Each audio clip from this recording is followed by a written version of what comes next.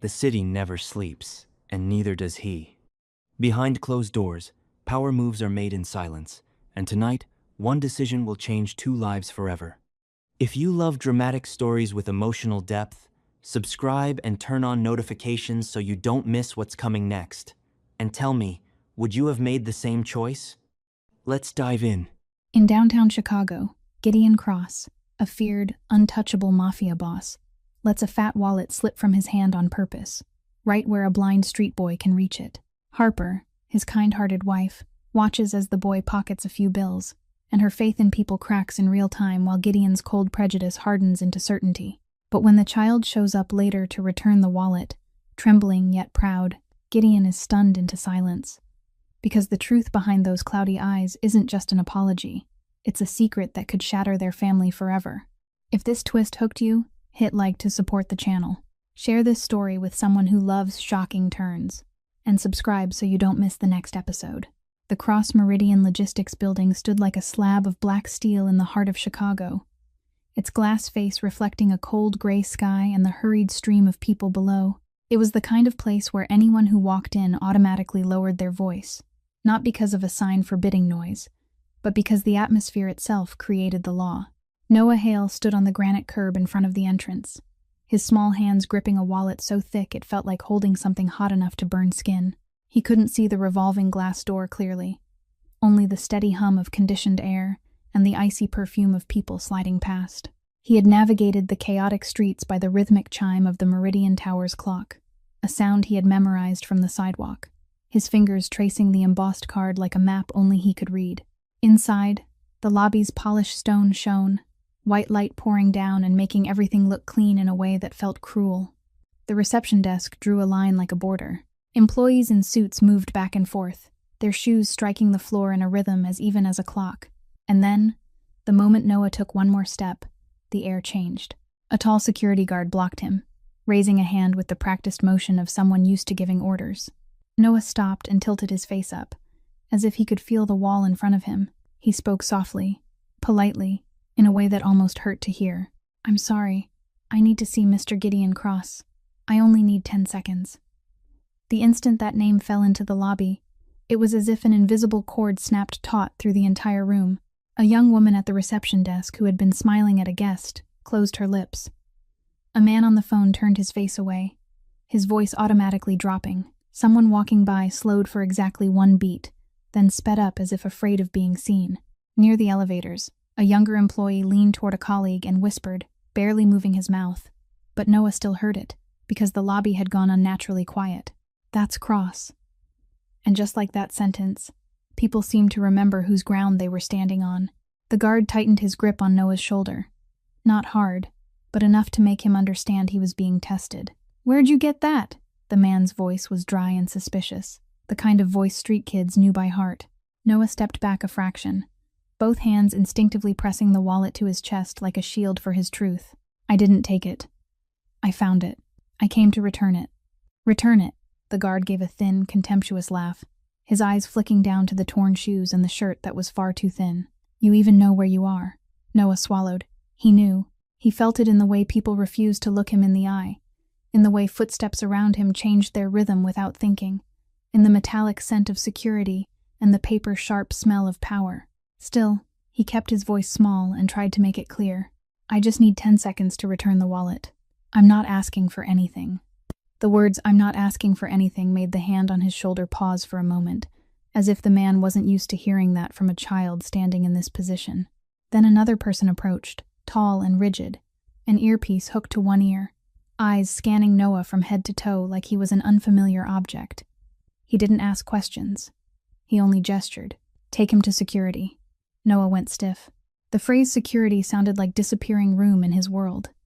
He knew what it felt like to be dragged away, questioned until his thoughts scattered, then shoved back out like an empty bin. His heart hammered, and for a split second he almost did the thing people always assumed he would do, turn and run. But he didn't run. He drew a deep breath, the way Frank had taught him. When you're scared, tell the truth, and say it in the smallest voice you can. Noah lifted the wallet, his hands trembling not from cold, but from the effort of keeping himself upright. "Please give me 10 seconds. Just 10 seconds. I'll return it. Then I'll go. It wasn't begging. It was a last attempt to keep his dignity. And that, of all things, made someone near the elevators glance over, then look away again, as if startled by that gentle stubbornness. The elevator doors opened without a sound, and the silence turned thick. Gideon Cross stepped out like a cut. No introduction was needed, no raised voice, only the way people straightened automatically the moment he appeared, as if the lobby had just received an order. A perfectly fitted black suit, a cold watch showing at his wrist, gray eyes that looked straight through things as if reading the words people hadn't managed to say yet. Noah couldn't see his face clearly, but he felt the weight of that gaze landing on him. The guard released Noah's shoulder at once and stepped back half a pace. "Mr. Cross," a hurried voice started, then died instantly, as if afraid of saying one word too many. Gideon didn't ask who Noah was first. He looked at the wallet in Noah's hands, then paused longer at the eye area behind the lenses as if trying to see through a secret. Noah heard himself swallow. He took one very small step forward, as if the slick stone floor might make him slip, and held the wallet out. "It's yours." His voice roughened. "I found it. I came to return it. I'm sorry I opened it." Gideon didn't reach for it right away. That moment stretched long enough for Noah to think he was about to be shouted at, long enough for Harper Wainwright to come hurrying in from the right corridor, breathing hard, her eyes red, like someone who had either been crying or been holding it back. She stopped when she saw Noah, and her look was no longer the disappointment from the street. It was something else, soft and aching. "Noah," she said quietly, like she was afraid he might vanish. Noah turned toward that voice. He didn't know why he recognized her, but he did, instantly. Some voices don't need your eyes. You know them because they don't carry contempt. Gideon finally took the wallet. He opened it and checked quickly, the reflex of a man who always expects a trap. The money was still there, the bills unevenly restacked, as if clumsy blind hands had tried hard to do the right thing. Gideon lifted his head. "How much did you take?" The question was sharp. Noah didn't deny it. He didn't build a story. He told the truth, each word forced through his throat. "I kept a few bills. I was scared of getting robbed. I was going to bring it all back. I just needed time." Harper flinched, her hands tightening together. Gideon stared, unmoving. "You think I'm going to believe that?" Noah shook his head. "I don't need you to believe me. I just need to return it. I don't want to live as someone everybody hates." The sentence came out light as breath, and still it hit the lobby like a slap. Because it wasn't a thief's sentence. It was the sentence of a child so used to being hated he'd started using it as the measure of his right to exist. Harper lifted a hand to her mouth, eyes shining. Gideon stood still. He didn't speak for a while, and that silence was different from the silence before. It wasn't other people's fear. It was a break in his own rhythm, like a machine encountering something not found in its data. When Noah shifted his face by accident, the sunglasses slid, revealing for an instant eyes clouded white, fogged and dull. Gideon blinked once, very fast, as if for the first time he wasn't sure what he was looking at. Harper stepped forward a little, her voice small but clear. "Gideon, please." 2 words, carrying everything she believed about him, and everything she was afraid he might become. Gideon looked at her, then looked back at Noah. He didn't ask anything else. He only said one sentence, like an order to the entire room. "Bring him in." The guards opened a path immediately. Noah stood there, not knowing whether in meant help or meant being held. Harper bent down to his level, her voice trembling slightly. "Are you okay?" Noah swallowed hard and forced himself to nod. Gideon turned half away, then stopped like he remembered something important. He flicked a glance toward Silas Ward standing nearby like a shadow. "Get him food. Have a doctor take a look. One time." He stressed one time like he was reminding himself that kindness was an exception, not a rule. Harper looked at Gideon, her eyes full of gratitude but also full of caution, like she'd just won a narrow crack in the stone wall of him. Noah didn't understand all of it, but he understood one thing with absolute clarity. Today, he had walked into a place where one sentence, "That's Cross," was enough to make people go silent, and yet he had stayed on his feet, returned the wallet, and said the thing he feared most. And deep in that cold lobby, something small had just shifted, quiet as falling snow, but strong enough to split winter open. Harper didn't let Noah walk alone in that bitter, cold hallway for even one more second, her fingers closing gently around his wrist, as if letting go would mean watching him vanish into the crowd, while Gideon followed half a step behind them, silent like a shadow with weight, and Silas kept a little farther back to leave space for the one time only his boss had just allowed.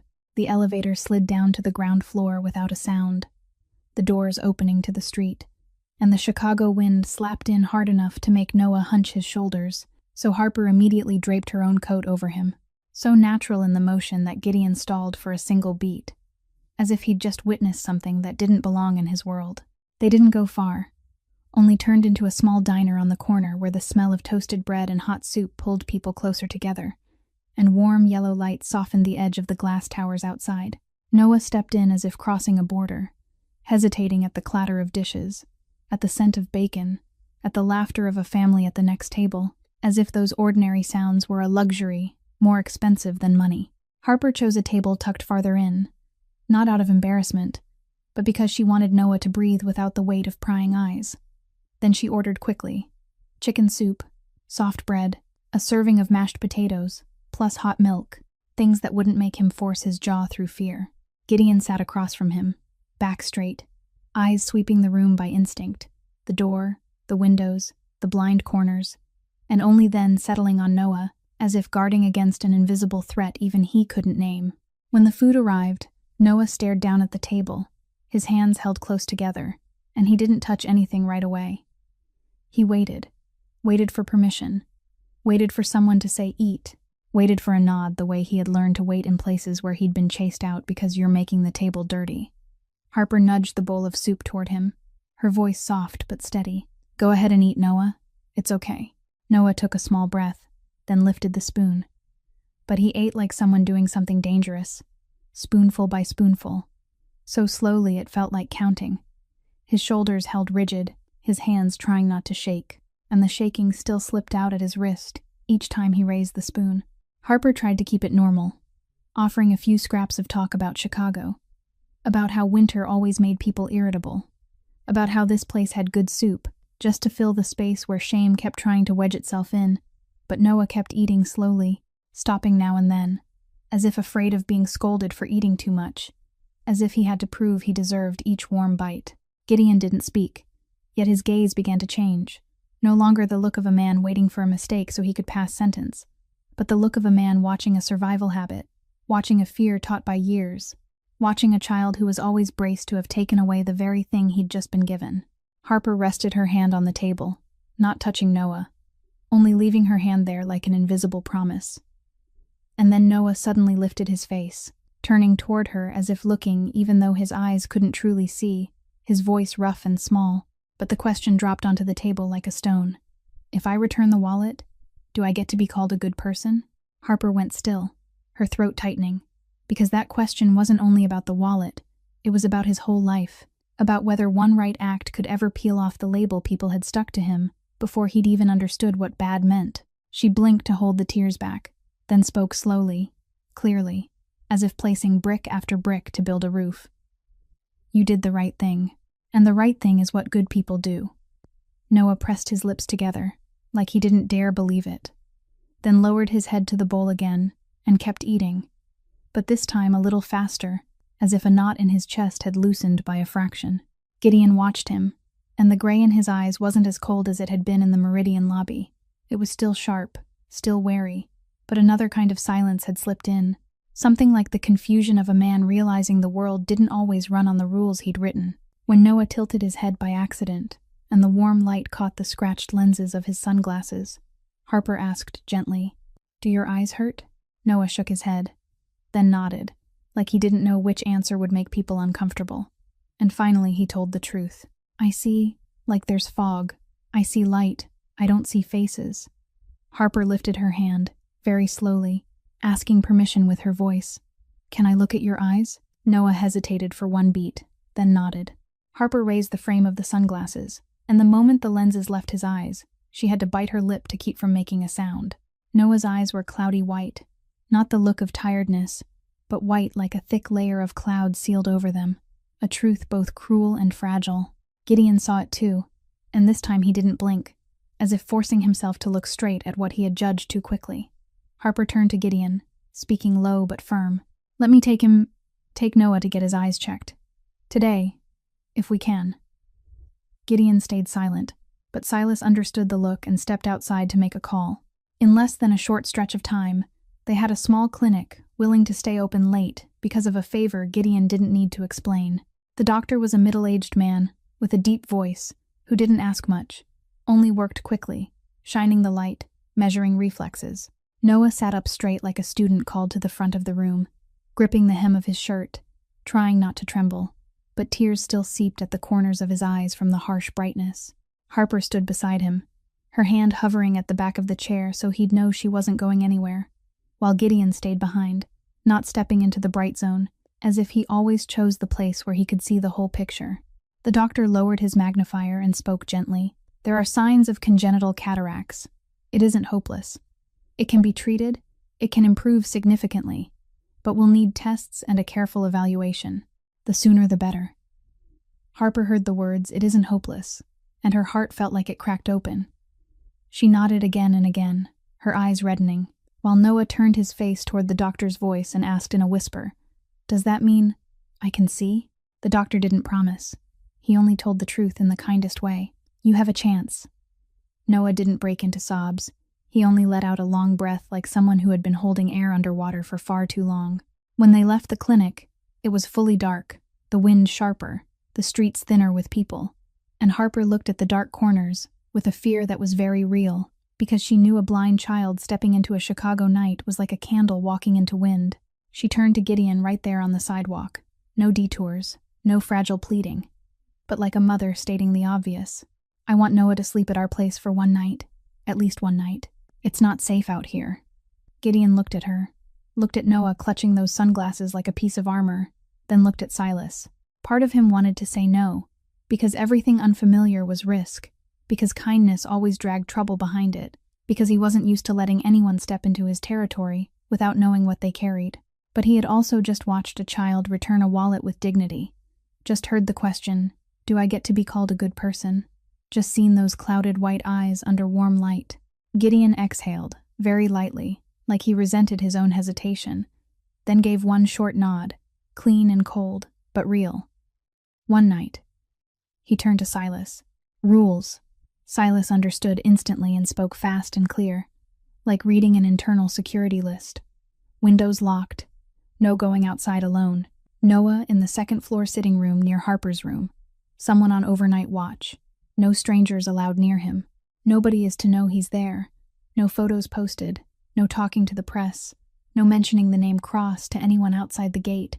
Harper listened and felt a chill run up her spine. Yet she also felt oddly reassured, because at least in a world Gideon controlled, Noah wouldn't be swallowed by the Chicago night wind. She crouched to Noah's level, her voice gentle but firm. "You'll stay with me for just one night. Tomorrow we'll figure out what comes next." Noah clutched the sunglasses tighter, his lips trembling, not from cold anymore, but from the fear of believing in something good only to have it taken back. He gave a very small nod, and Gideon stood beside them watching, still the man who could bend a hidden city to his will. But in that brief moment he didn't see a beggar. He saw a question standing in front of him, a question he couldn't answer with prejudice for the first time.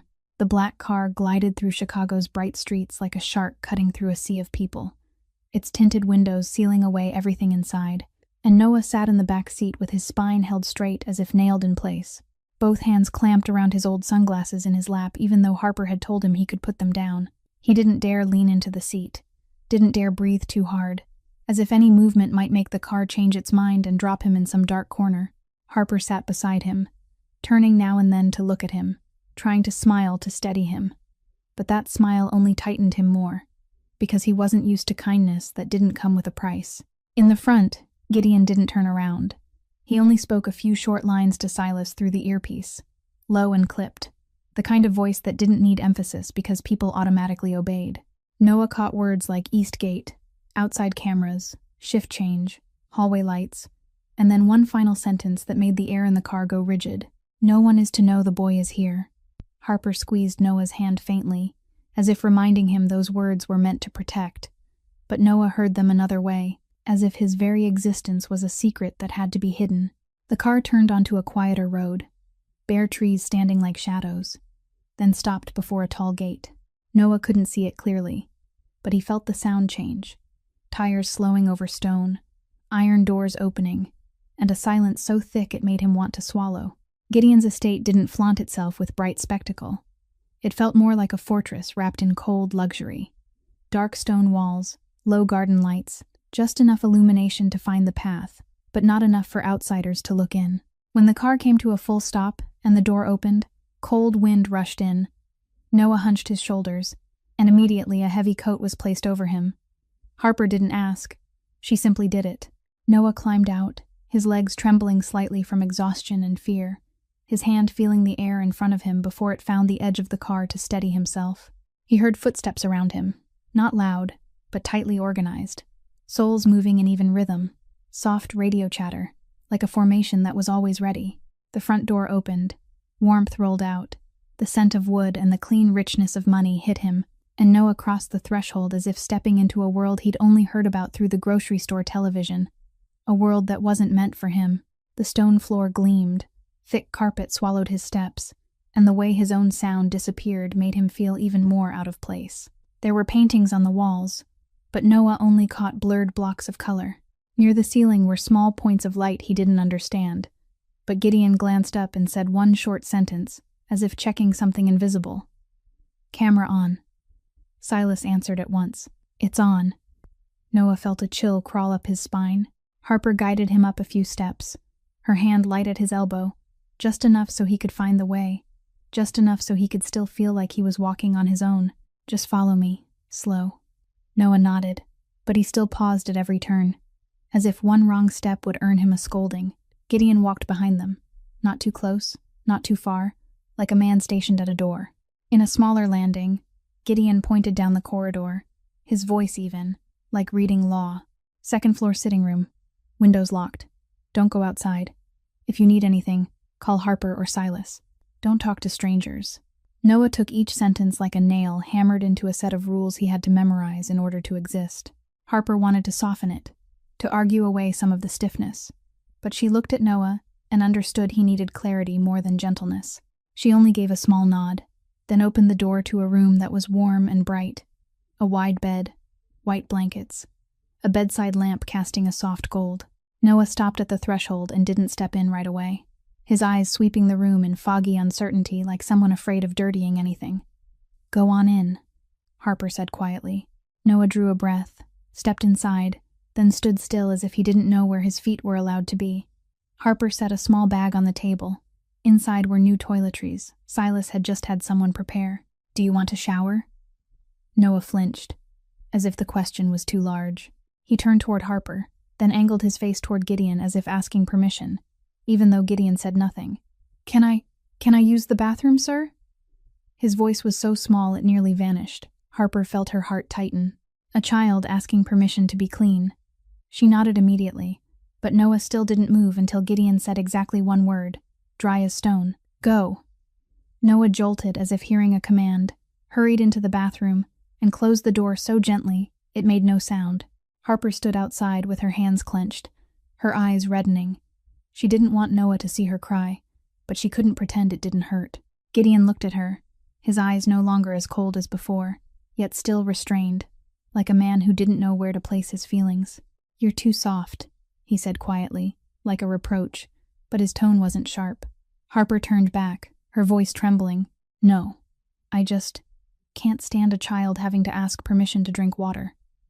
As if to prove her point, when Noah came out of the shower, hair wet, clothes too big because they were new, he stood by the table and stared at the water pitcher there like it was something dangerous. He lifted his hand, touched the air, then stopped and turned his face toward Harper. "Ma'am, can I drink?" Harper choked on the words, her throat feeling blocked.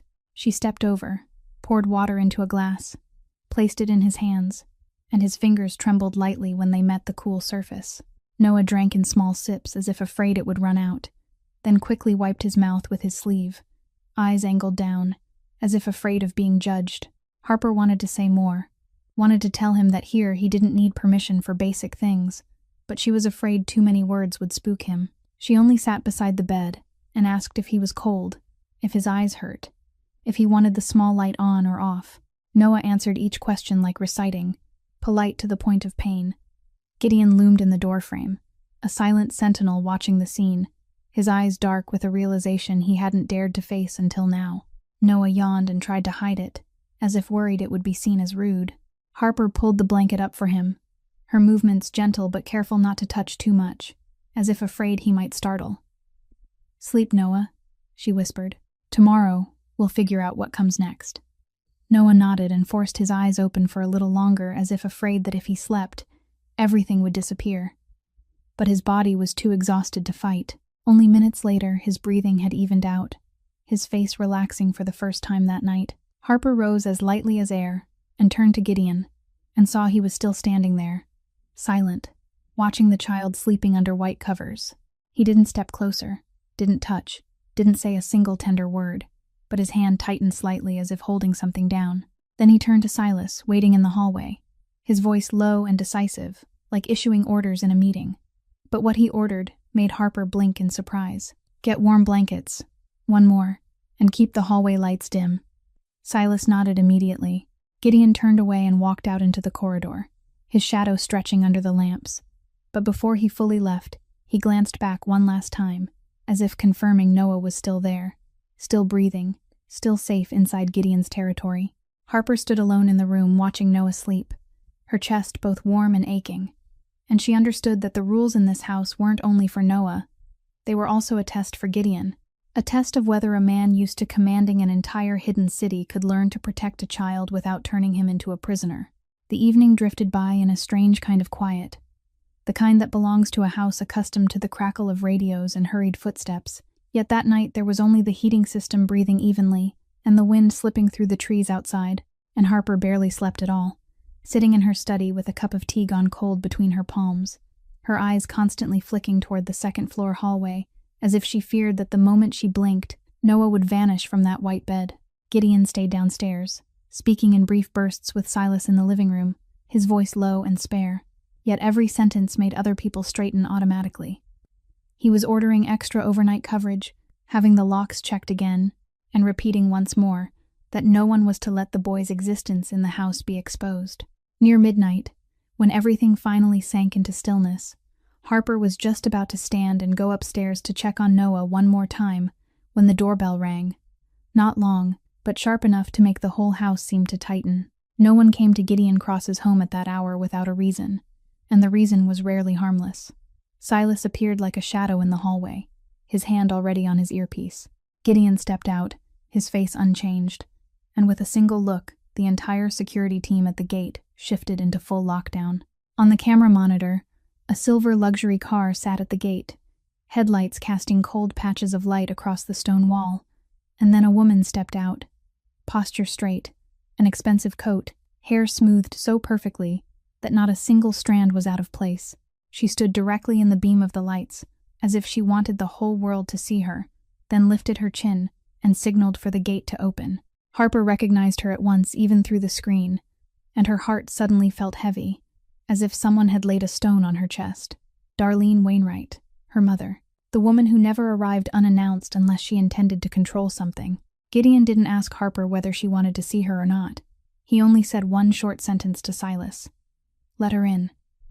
As if the arrival of his mother-in-law was simply another variable to manage. The front door opened when Darlene entered, and her perfume came in first, cold and sharp like a blade. She smiled, the polished smile of a woman accustomed to standing on society's stage. But when her gaze swept the foyer, the staircase, the dark corridor leading up to the second floor, that smile stalled for the smallest beat, so small an outsider could miss it, but Harper could not. Before she even offered a greeting, she asked, her voice slightly higher than usual. "Harper, are you okay?" Harper stepped forward, forcing her tone to stay calm. "You're here so late." Darlene lifted a hand and touched her daughter's shoulder lightly, the gesture affectionate in form, but her fingertips were cold and hard. "I called and you didn't pick up. You know I hate being left in silence." Then she turned to Gideon as if only now, remembering he was present. "Gideon, is something going on in this house?" Gideon answered flatly. "No." Darlene gave a soft laugh, but her eyes drifted up the stairs again. No, and yet you've increased security. I saw more men at the outer gate. Gideon didn't explain. He didn't have the habit of explaining. Harper cut in. It's just something small. I lost track of time.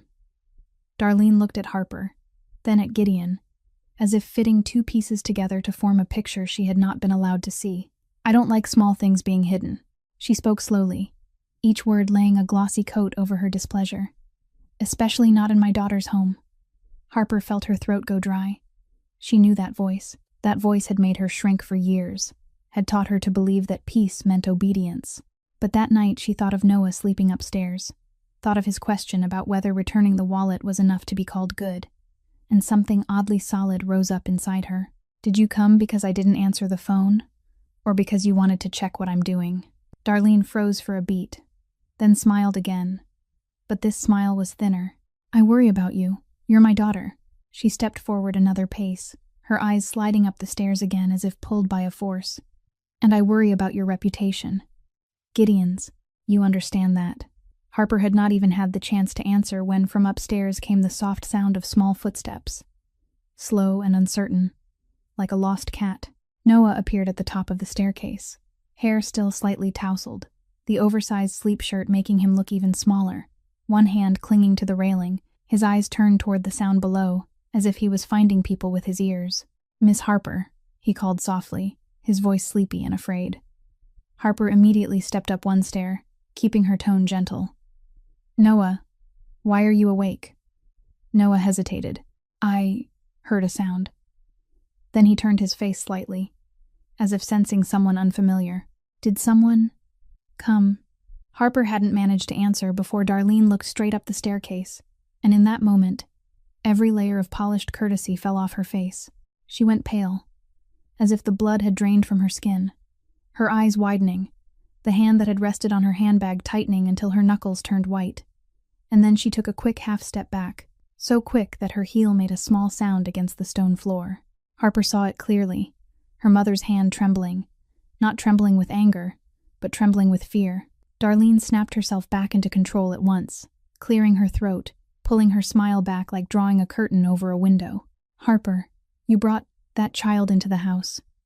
Her voice sounded like blame, yet her eyes never left Noah, as if she looked away, he might become something else. Harper moved up another step, placing her shoulder so it shielded part of Noah's body, her protective instinct flaring hard.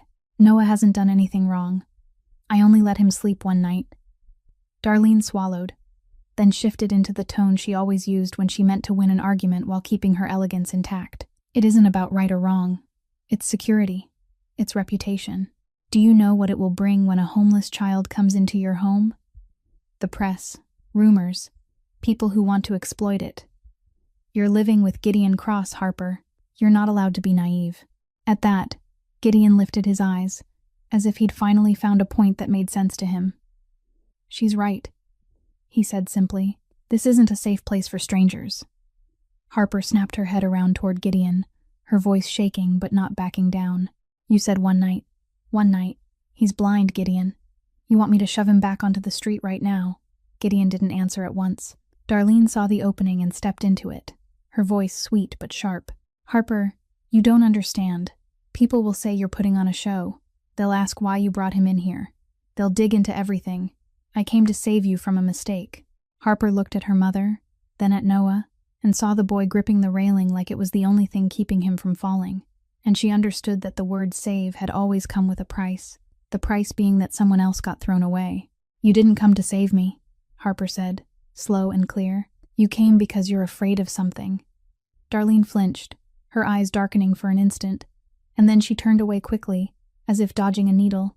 Don't talk nonsense. She moved toward the door as if she needed air. Gideon, you have to handle this. You're the man of the house. Gideon looked at Noah, looked at Harper, then looked at Darlene. His prejudice was still there. But Darlene's panic didn't look like concern for reputation.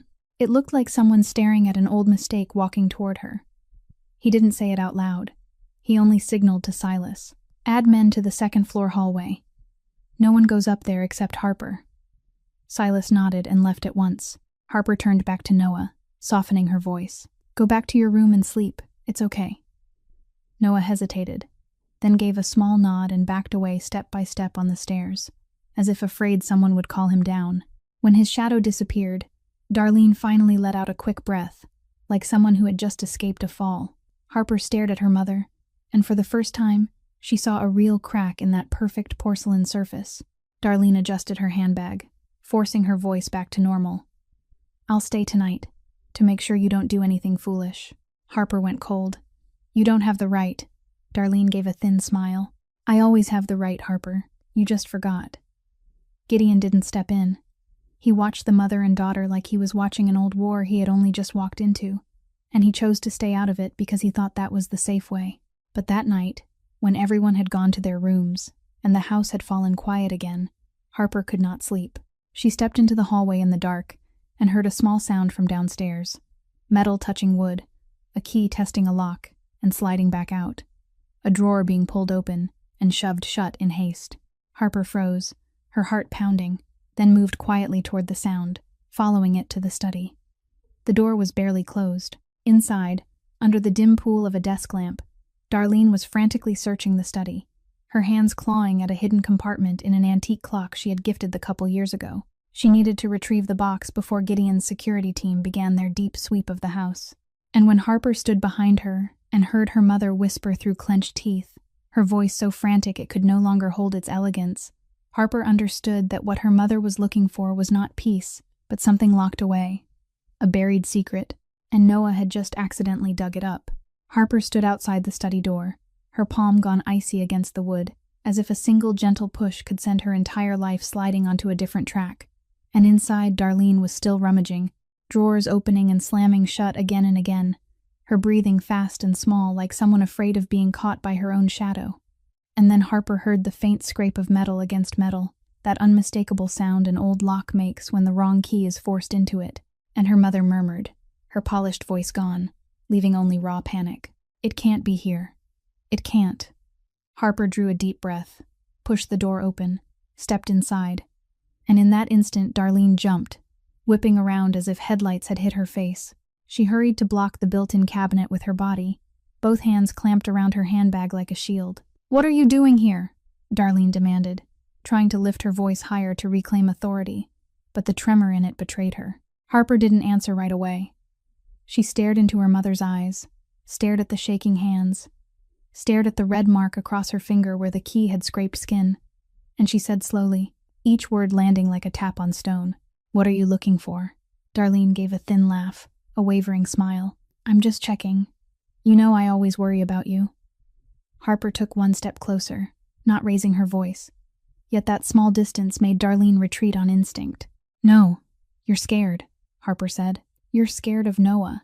Darlene opened her mouth to deny it, then shut it like someone whose breath had been squeezed out, her eyes blinking too fast, searching for an exit. Harper glanced at the cabinet, the handle still warm from being touched, and she suddenly understood this wasn't about security. It wasn't about reputation, the way her mother had painted it. It was about a secret being pried loose by the simple existence of a child. "Open it," Harper said, her voice low. Darlene tightened her grip on the handbag. "No." Harper didn't scream. She only stepped forward and placed her hand on the cabinet door. "Mom," I said, "open it." Darlene stared at her daughter like she was looking at a stranger, then abruptly switched tactics, her voice softening into a lullaby. "Harper, you're tired. Let me handle it. You don't need to touch things that will hurt you." The sentence was identical to the ones her mother had used years ago, every time Harper asked about the holes in her own memory, and the familiarity of it raised gooseflesh on Harper's skin. She tilted her head, eyes red but dry. "I've heard enough, Mom." Darlene glanced toward the door as if she wanted to call someone, but the room was silent. Gideon wasn't here. Silas wasn't here. Only mother and daughter and a locked cabinet. Finally, Darlene exhaled hard, like she was giving up, but her hand still didn't open anything. Harper pulled open the desk drawer, took out the spare key she knew Gideon kept for every lock in the house, a habit of a man who lived on control. She crouched, slid the key in, the lock gave a small click, and released. Darlene lunged, but too late. Harper opened the cabinet, and there was no cash, no business file, nothing tied to the Mafia world of her husband. There was only a small wooden box, wrapped in dark velvet, sitting deep in the back. like a heart hidden away. Harper lifted the box, and it felt heavier than it should have, as if it held an entire lifetime pressing down into her palm. Darlene stood frozen, face drained white, lips pressed so hard they lost their color. Harper opened the lid. The smell of old paper and stored fabric rose up, and her chest tightened before her eyes could even take it in. Inside was a tiny newborn bracelet, silver gone dull, carved with the letters H and W in a clumsy hand, like a promise made in desperation. Beside it lay a photograph torn in half, only part remaining, showing a younger Harper on a hospital bed, hair damp with sweat, eyes closed, and at the edge of the picture, a corner of a white blanket wrapped around a small shape. Underneath were several hospital pages, folded but torn in places, as if someone had not wanted them whole. Harper began to shake, not from cold, but from an old memory rising like black water from a well. She heard a machine beeping somewhere, smelled antiseptic sharp as a needle, saw harsh white lights that made her eyes ache, and then the scene crashed in, uninvited, ungentle, like a door blowing open inside her mind. She was on a hospital bed, an intravenous line in her hand, her throat dry and burning, her whole body heavy as stone, and Darlene stood beside her, hair neat, expensive coat, but eyes red like she had been crying. She held Harper's hand too tightly and spoke fast like she was afraid Harper would fully wake and start asking questions. The doctor stood at the foot of the bed, his voice deep, and the sentence dropped like a hammer. "I'm very sorry. The baby didn't make it." Harper tried to lift her head, but dizziness spun her. Her ears rang, and inside that ringing she heard herself sob, heard a sound that couldn't become words, and then Darlene leaned close and whispered like a lullaby that was also an order. "You have to sign. You have to sign so everything ends. You'll be okay. I'm here." Harper stared at the paper in front of her, the letters swimming, her hand trembling, and she signed in a haze, signed like someone being dragged by a strong current, signed without understanding what she was burying. She remembered, dimly, a white blanket being carried out of the room, remembered the wheels of a gurney rolling down a hallway, remembered her mother's perfume mixing with the smell of dried blood and antiseptic, and then everything sank into darkness. The scene vanished as fast as it had come, leaving Harper standing in the present study, her fist clenched around the newborn bracelet so tightly her palm stung. She looked at Darlene, her voice hoarse. "You kept this. Why?" Darlene opened her mouth, but no sound came out, her gaze sliding away like someone who couldn't bear to look at her own guilt. Harper inhaled hard, forcing herself steady, then bent to examine the papers. One sheet carried the heading of a private suburban hospital with a red circular stamp, but that red stamp was smeared as if it had been pressed a second time. The dateline didn't sit straight, as if someone had retyped it. The doctor's signature slanted in a way that didn't match the signature on another page beneath it. One page had been torn away exactly where the discharge information should have been, and there was a time of death written in ink, a different color than the rest, like a detail added after everything was already done. Harper felt her stomach twist. This wasn't only a keepsake. This was a file that had been altered. She lifted her head and looked at her mother, and this time she was no longer a daughter asking. She was a mother whose child had been stolen, standing in front of the person holding the key. "What did you do?" Harper asked, her voice small but sharp. Darlene let out a short, dry laugh, as if she could cover everything with the familiar armor of contempt. "You're imagining things." But her eyes were wet, and that was more frightening than the denial. Harper didn't argue. She closed the box and held it to her chest like she was holding a bone of truth. She left the study and went up to the second floor as if pulled by a cord, her heart pounding so hard she could hear blood moving in her ears. Noah's room still glowed with the dim bedside lamp. The boy lay curled under the blanket, breathing evenly, his face resting in a rare calm as if life had never chased him. Harper stood in the doorway and watched him for a long time, watched the cloudy white of his eyes beneath his lashes, watched his small hand resting near the old sunglasses, and in her mind a question rose that she could no longer press down, a question both terrifying and fragile, like a thin beam of light buried under snow. What if the baby that year didn't die? What if the white blanket carried out of that room hadn't carried an ending, but a disappearance? What if the fogged eyes of Noah weren't only illness, but a trace of a truth hidden through all those years? The next morning, before the sun had managed to warm the thin streaks of ice on the stone steps outside, Harper was already in the kitchen with her hands still trembling. the wooden box sitting on the table like living evidence, heavy enough that simply looking at it made her chest hurt. Noah sat on a dining chair, his feet barely touching the floor. His new sweater still a little too big, both hands held on his knees as if he were afraid touching anything would bother someone, while Gideon appeared in the doorway with his hair not as perfectly arranged as usual, gray eyes sharp but deeper, like a man who hadn't slept all night and still had to keep his calm by force. Harper didn't tell everything. She only opened the box in front of him, laid the tiny newborn bracelet in her own palm, then slid the missing page documents toward him. Gideon looked without speaking, but the way he held the papers was different. Not the quick glance of a busy man, but the careful sweep of someone reviewing a contract that could get people killed. He studied the smeared stamp, the different ink, the misaligned dates, then lifted his eyes to Harper. "You're sure this is yours?" Harper nodded, her throat tight. "That bracelet is my baby's. I remember. I held it." Gideon didn't ask anything else. He glanced up toward the second floor, where Noah sat in the dining area listening to dishes and listening to Harper breathe. And then he made a decision the way he always did when he found a gap in a system. Silas. One name, and it was like flipping a switch. Silas Ward appeared immediately, posture straight, his face giving nothing away. Gideon set the papers down on the table, his finger tapping once, a small sound that still made the kitchen fall silent. "Find the hospital records from that year. All of them."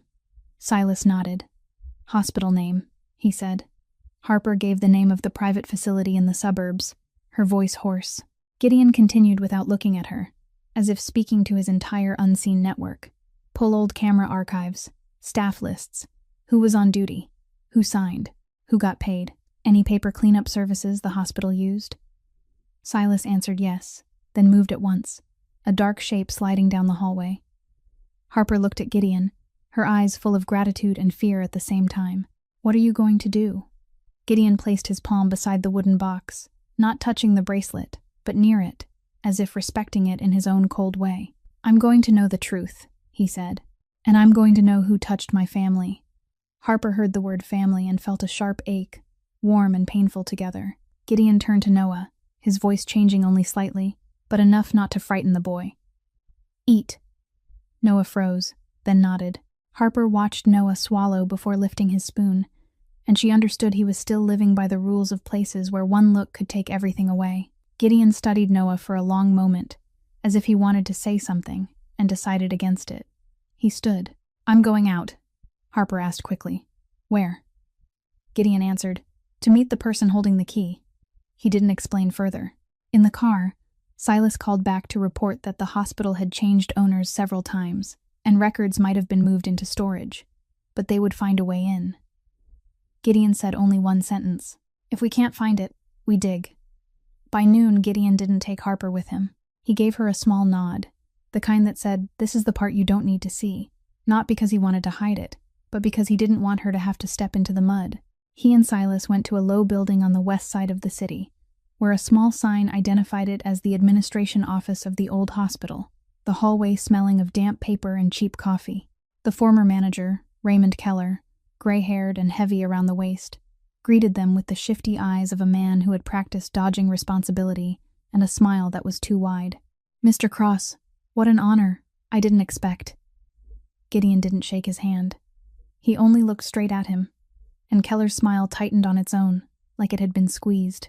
Silas closed the door to the small conference room in the back and drew the blinds so no one outside could hear. Gideon sat down and placed a thin folder on the table like setting weight on the other man's chest. "You used to manage the records storage at St. Ashford Hospital." Keller flinched, but tried to smile. "I was administrative, you know. Medical records are a clinical matter." Gideon opened the folder, turned to one specific page, then slid a copy of the smeared stamp and crooked signature across the table. "I need the page that was torn out. I need the list of who was on duty that day. I need the hallway camera logs. And I need to know who requested the edits." Keller swallowed, his eyes darting toward Silas like he was searching for an escape route, then back again, his voice shaking. "Mr. Cross, that was a long time ago. The old storage flooded. Systems changed. The cameras, they failed." Gideon nodded once, lightly, as if he had expected it. He leaned forward, his voice still calm. but there was something inside that calm that made skin go cold. You have two options. Tell the truth, or live with what happens when I find it myself. Keller gave a dry laugh. What happens? Gideon didn't raise his voice. He simply laid a finger on the folder and slid another page across. This one, a copy of an old bank transfer. The name of the intermediary company sounding harmless while the dirt clung to it anyway. I'm not asking twice, he said. The truth, or the consequence. Keller stared at the number, his face draining, sweat rising on his forehead. He stammered. That transfer has nothing to do with me. I only signed off on the storage. Gideon said nothing. Silence stretched longer than a threat. Silas stood behind him and did nothing at all, yet his presence made the room feel short on oxygen. Keller finally collapsed inward, his voice shrinking. Someone came. A woman, dressed expensive. She didn't give a name. She just said she needed one file cleaned, paid through a document handling service. I thought it was normal. Rich people do that to avoid trouble. Gideon asked at once, with no emotion. Which service? Keller shut his eyes like he was afraid to say it aloud. Harbor Records Solutions. Silas wrote it down. Gideon continued. Who took the money? Keller opened his eyes and stared at the tabletop. A middleman named Craig Dempsey. He worked for that service. He came to pick up the file and said he would take care of the rest. Gideon turned another page. And the woman. Keller swallowed hard, his voice trembling. I'm not sure, but I remember the perfume. Very strong. And she had a large ring, the kind, powerful families wear. Gideon gave Silas a look. Silas understood and sent a message immediately. Gideon stood, no more questions needed. Before leaving, he leaned closer to Keller and spoke low, clear enough for the man to hear and no one outside the room to ever know. If you lied, I'll come back, and next time there won't be options. Keller nodded again and again like he was about to cry. When Gideon stepped out of the building, the Chicago sky was dull gray and the wind cut through his collar. Silas followed and handed him a phone. Harbor Records Solutions has a history of cleaning records for wealthy clients. Craig Dempsey was investigated and walked, and the name Darlene Wainwright shows up on an old payments list, routed through a charity fund used as cover. Gideon listened, his expression unchanged, but his jaw tightened. He stared into the distance, as if looking straight through the city to see one person. In his mind, it was no longer a question of whether Noah was connected. It was the question of who had dared to touch Harper, who had dared to cut a child away from its mother and scrub the trail clean. He took the phone and said one short sentence, like a coffin lid closing on a lie. Bring Craig Dempsey to me. Then he sent Harper one message, not gentle, but enough to make her heart drop and leap again with fear and hope at the same time. I found the name. Gideon's message arrived while Harper was sitting on the floor in Noah's bedroom, her back against the edge of the bed, watching the boy sleep as if the moment she looked away everything would collapse, the screen lighting up with the short line I found the name, and her heart hit so hard she had to press a hand to her chest to keep from panicking. And a few minutes later she heard a car stop in front of the house, a door open, and Gideon walk in with the familiar stride of a man who always had control of the situation, but Harper saw something else in his eyes. A darker, heavier flicker, as if the truth rising above the surface had dragged a dirty current up with it. They didn't speak until the study door closed, the wooden box still sitting on the desk, lamplight catching on the newborn bracelet so it looked both tiny and sharp as a blade. Gideon set his phone down and set it straight the way he always did. He had a name. Craig Dempsey. He worked for Harbor Records Solutions, and there were payments tied to Darlene, and Harper heard every word like an indictment. Yet instead of feeling protected, she felt like she was standing on the edge of a cliff. She looked at Gideon and asked what he was going to do. Gideon didn't circle it. He would meet Craig. He would force him to talk. He would close every exit before this leaked outside. And Harper shook her head slowly, but with finality. She didn't want to close. She wanted to open. Gideon frowned as if she had said something absurd. Open for what?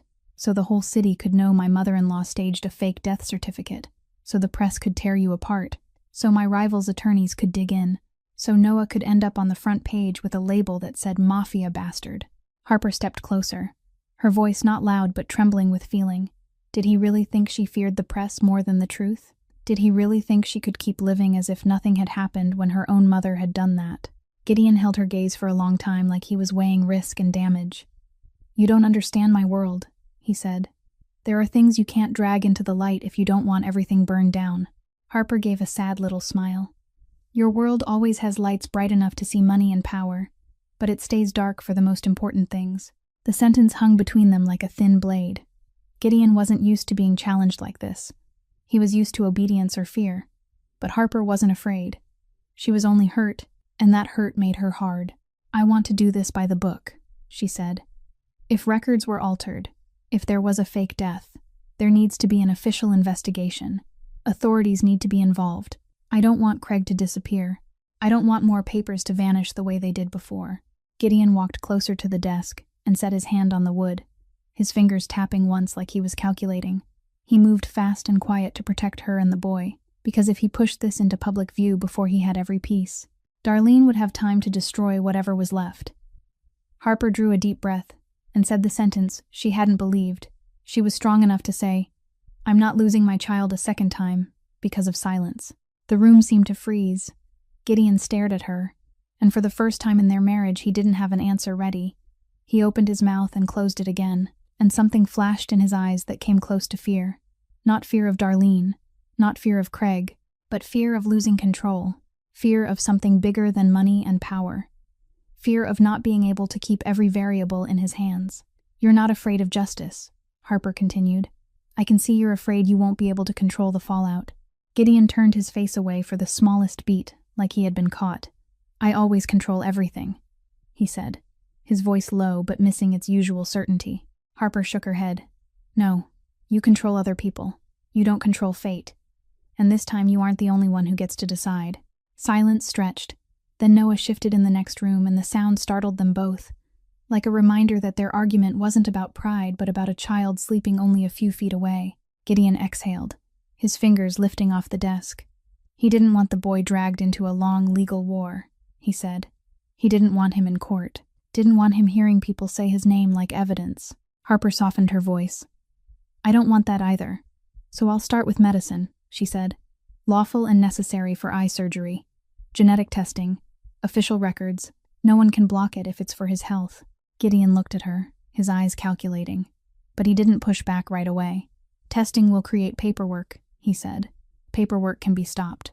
Harper answered that if it was stopped, that became evidence. And she wasn't doing this to challenge him. She was doing it to protect her child. The words "my child" landed like a declaration they had never officially spoken.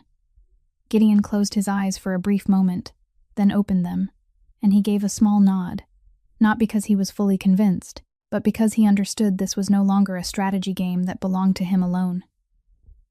"Do it," he said. "But everything has to be monitored." Harper stepped closer and laid her hand on his arm, a rare touch in the tension. "I don't want you fighting for me in the dark. I want you standing with me in the light." Gideon didn't answer with words, but he didn't pull his arm away, and that was a small compromise. That same evening, Harper called the doctor who had examined Noah's eyes, her voice steadier than she felt. She spoke about the tests needed before deciding on surgery, about needing complete and accurate records, and the doctor agreed to arrange the earliest possible appointment. When she ended the call, Gideon stood by the window looking out at the yard. His shadow stretched long across the floor, and Harper knew he was calculating every possibility, but this time she didn't let his calculations drown out her decision. She went upstairs and looked at Noah sitting on the bed listening to an audiobook Silas had found for him. And inside her rose a resolve as clear as the lamp in that small room. If the truth had been buried under paperwork and silence, she would dig it up with law and with medicine. And no matter how much Gideon was used to living by control, he would have to learn to walk with her down a road that couldn't be locked from the inside. The sample collection happened faster than Harper expected. As if the hospital and the clinic were used to serving people with names and appointments that were not allowed to run late. Noah sat on the medical stool with his feet not touching the floor, his hands clutching the hem of his shirt, but he didn't cry. He only endured in silence like a child already used to the idea that even his body didn't fully belong to him. Harper stood beside him, speaking gently, telling him that one day, if his eyes got better, he would see the color of the sky. While Gideon watched from behind the glass of the sampling room, not stepping into the bright zone, his gaze tracking every movement of the nurse the way he would track an important transaction. When the needle came out, Noah let out a breath. Harper leaned down and wrapped an arm around his shoulders, And in that moment she felt as if she had laid the first brick on the road to truth, a road no one could dismiss as emotion. The doctor said the results would be ready in a few days. Harper nodded and wrote everything down carefully, then took Noah home with a mind full of fear and hope. And Gideon stayed silent the whole drive, the silence of a man building a wall around his family, out of pure vigilance. The first day passed. The second day passed. Noah had begun to ask permission less often when he drank water, but he still looked at Harper as if asking whether he was allowed to exist in peace, and every time he did, Harper felt her heart sting. On the third day, Harper received a call from the lab. But it wasn't a call to say the results were ready. It was a voice that sounded too professional, too careful in a way that felt suspicious. "Mrs. Wainwright, we need more time to complete the analysis. There are a few additional verification steps." Harper froze. Verification for what? I followed the procedure. The person hesitated, then spoke in circles. "We just need to recheck some administrative information." Harper asked for the supervisor's name, asked for the file number, her voice polite but sharpening, and the person on the line suddenly grew guarded, as if reading from a script. When the call ended, Harper stood in the kitchen staring at the phone like it was a piece of paper that had just caught fire. She wasn't naturally suspicious, but she had lived long enough with her mother to know that the word administrative was sometimes only an excuse coated in sugar. Gideon heard and asked only one question: who called?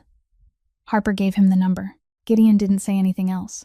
He only texted Silas to check it immediately, and in less than a short stretch of time, Silas reported back that a call had come into the lab from a blocked number, lasting exactly long enough for someone to remind them of something. And after that call, the system flagged Noah's file for special verification. Harper felt cold run down her spine. "My mother," she said softly, as if saying something she didn't want to believe. Gideon didn't argue, but his eyes darkened. He no longer looked at Darlene as a troublesome woman. He looked at her as someone who had dared to put her hand into his system. And in Gideon's world, that was a fatal mistake. Harper still tried to keep everything normal for Noah. She didn't want the boy carrying more weight. She read him a story, warmed milk, smiled when he talked about Frank and the old radio, but inside her there was a countdown clock. Every hour that passed was one more chance for the truth to be twisted. And right then, Darlene appeared, as if summoned by Harper's fear itself. She walked into the house in the late afternoon, carrying a basket of expensive fruit, and a smile far softer than the night before. "Harper, I think I reacted too strongly," she said, her voice sweet as honey. "I'm only worried about you. I can see you're tired. You need someone to take care of you." Harper looked at her mother and didn't answer right away. Darlene set the basket down and moved closer, trying to take her daughter's hand like a gesture of peace, but Harper withdrew her hand gently. "Did you come because of Noah, or because of something else?" Darlene blinked, the smile still there, but a knife flashed in her eyes and vanished. "I came because of you," she said. "Because of you and Gideon. I don't want something small to become a disaster." Harper heard the word disaster, and her stomach tightened. Gideon stood at the living room doorway and didn't intervene. He only watched. Darlene turned to him, her voice growing even softer, as if she were speaking to a powerful man she wanted to pull to her side. "Gideon, you understand, don't you? People will cling to anything connected to you. A child in your home is a fuse." Gideon didn't answer, but his eyes were no longer the agreeing eyes from before. They were cold and measuring, as if he was looking through her mask. Darlene turned back to Harper, lowering her voice like she was sharing a secret. "You know I love you. I don't want you to be hurt again." Harper felt her throat close, and at that moment Noah came down from upstairs holding a cup of water. He paused on the steps, heard a stranger's voice, then angled his face toward the sound. "Miss Harper," he called softly. Darlene looked up, and this time she held her composure better, but the muscles in her face still twitched, like a crack that couldn't be sealed. She stepped up one stair and tried to soften her voice. "Hello, sweetheart." Noah gave a small, polite nod. "Hello, ma'am." He held the cup and hesitated, then asked Harper, Can I drink?" Harper choked, ready to answer immediately, but Darlene laughed, too quick and too forced, and then she said like a joke, "Oh my goodness, why does this child always ask permission? He really shouldn't have." She stopped abruptly, like someone who had bitten her own tongue. The whole room went still. Noah didn't understand. He only stood there with his hand trembling slightly. Harper felt all the blood drain from her face, because that cut-off sentence was like a door cracking open to reveal darkness behind it. He really shouldn't have what? Existed. Been here. Come back. Harper stared straight at her mother, eyes burning, her voice hoarse but sharp. Shouldn't have what, Mom? Darlene swallowed, forcing her smile back into place. I meant he shouldn't have had to live so hard. But the cover story came too late and didn't fit, because her hand was squeezing the strap of her handbag until it turned white. Gideon stepped forward one pace, not raising his voice, only close enough that his shadow fell across the floor like a warning. What did you just say? He asked, even and dangerous. Darlene turned to him, her eyes shining with fear and anger at once, but she still tried to hold the posture of a refined mother. I said I feel sorry for him. Gideon held her gaze for a long moment, then said something so quiet it was cold. I don't think you feel sorry for anyone but yourself. Harper felt her whole body tremble, because this was no longer a mother-daughter argument. It was a new line being drawn, and Gideon had just stepped to her side in a way he never had before. Darlene understood it. She stepped back, the smile gone, replaced by a hard mask. Harper, you're letting your emotions lead you, she said, her voice low. I only want to protect you. Harper didn't answer. She looked at Noah and saw the boy lowering his head as if blaming himself for being a disturbance, and she knew she had to move before anyone twisted the truth again. That same night the lab called back, but this time it was a different voice, faster and tighter, like someone trying to end an uncomfortable situation. Mrs. Wainwright, please come in person. We cannot send the results through the system. There are security requirements. Harper stood up at once, her heart pounding, and she looked at Gideon. Gideon didn't ask questions. He only gave one nod, like a silent order that he would go with her. And in his eyes, Harper saw clearly that Darlene was no longer just a mother-in-law. She had become a real threat, and if that threat had dared to touch the lab, then this fight had just moved into a level where silence was no longer the safe choice. The lab was on the 3rd floor of a spotless medical building. A long hallway so white it made a person feel smaller, the sharp scent of antiseptic hanging in the air, fluorescent lights pouring straight down onto the floor like a kind of brightness that didn't allow anyone to hide their face. Harper walked beside Gideon with the feeling that every step was a heartbeat being stretched tight.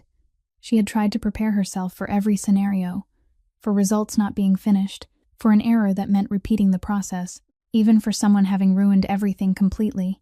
But she had never prepared for this feeling, the feeling of walking into a room that could give her her whole life back or crush it one more time. Gideon didn't say a word. He moved quickly, outwardly calm like a man arriving to sign a contract. But Harper knew that under that calm was a storm being held in place by discipline. Silas wasn't with them. Gideon had left him at home to watch Noah, and that alone was enough for Harper to understand that Gideon was trying to keep every safety line around the child in place before the truth exploded. They stopped at the door of a small office, the sign reading results consultation, and the lab employee opened it for them with a tight face and eyes that darted too fast, like someone afraid of being seen. Thank you for coming in person, she said in a low voice. I'm sorry for the inconvenience. The boy's file was flagged for additional review.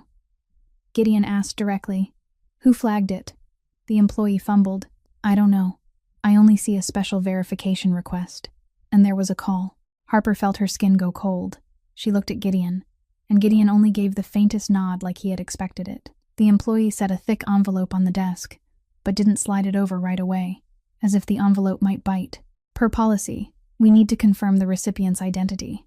Harper handed over her documents, her hands shaking, and she hated that they were shaking, hated the feeling of being turned into someone asking permission in the most important moment of her life. Gideon handed over his identification, quick and clean, and the room's rhythm changed at once, not because of procedure, but because the name Cross made people lower their breath automatically to avoid making noise. When everything was done, the employee finally pushed the envelope toward Harper, then stepped back a pace as if giving space for an explosion. I'd recommend opening it here, she said. If you have questions, I can explain the terminology.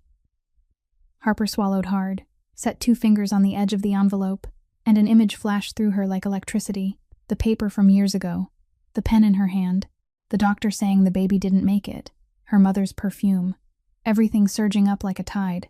But she didn't drown. She forced herself to breathe, tore the envelope open. Inside was a stack of clearly printed pages with charts, with a conclusion section, with the name Noah Hale, with a test code. And then her eyes stopped on the line for biological relationship, where the words were cold as blades, and yet said something so scorching she couldn't breathe.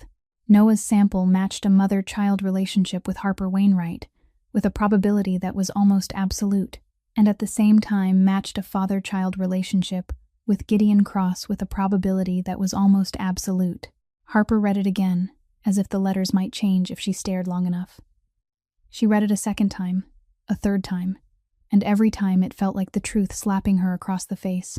She heard herself breathing too fast, heard a small sound in her throat, like a cry being strangled, and she didn't know if she wanted to scream or sob. She lifted a hand to her mouth, tears spilling from somewhere she hadn't felt them start, and at the same time a terrible fury rose up from the bottom of her, furious enough to make her hands go numb.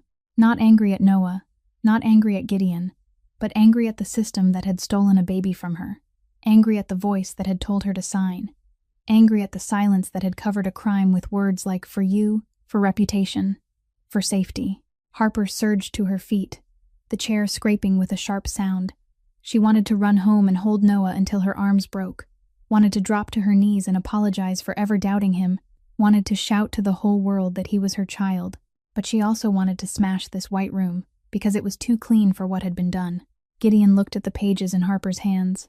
He only needed one glance, yet his expression changed completely. Not simple surprise, but a coldness spreading fast, like a man seeing a deep cut through the foundation of his life. He reached out, took the pages, read the conclusion, then placed them down on the desk perfectly straight, a calm motion that was almost frightening. Harper waited for a reaction, a breath, a softened word, a touch, anything that would make this feel like a moment of love and family. But Gideon didn't do it.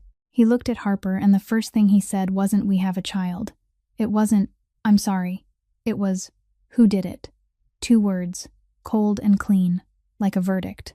Harper felt her heart break, and then be stitched back together with something else, something sharp and strong. "Who did this?" Gideon repeated, his voice still even but now carrying a dangerous depth. "Who dared cut a child away from you? I was in the middle of a territory war when you gave birth, Harper. I trusted your mother to protect you while I was protecting our lives.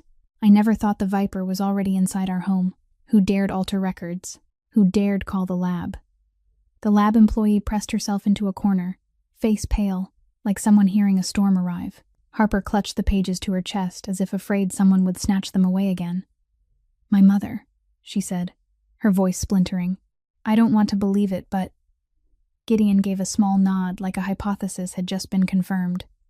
"We're going home," he said, short, not an order to Harper, but an order to himself, that he had to keep his mind clear before emotion made him lose control. Harper followed, her feet feeling like they didn't touch the ground, everything around her turning blurry like Noah's vision, with only one thing perfectly clear. Noah was at home, and he didn't know that his entire world had just been called by its true name. On the way back, Harper held the pages, tears falling quietly. Not loud crying, but the kind of crying that comes when someone finally touches truth after years of being pushed underwater. Gideon drove, his hands steady, but his jaw clenched tight, and Harper knew he was using every ounce of strength not to drive straight to Darlene's house this second. When the car rolled into the driveway, Harper didn't wait. She ran upstairs and opened Noah's door. The boy was sitting on the bed, headphones still on, listening to his story the way he did every evening, and when he heard her, he pulled the headphones off and offered a hesitant smile. "Miss Harper."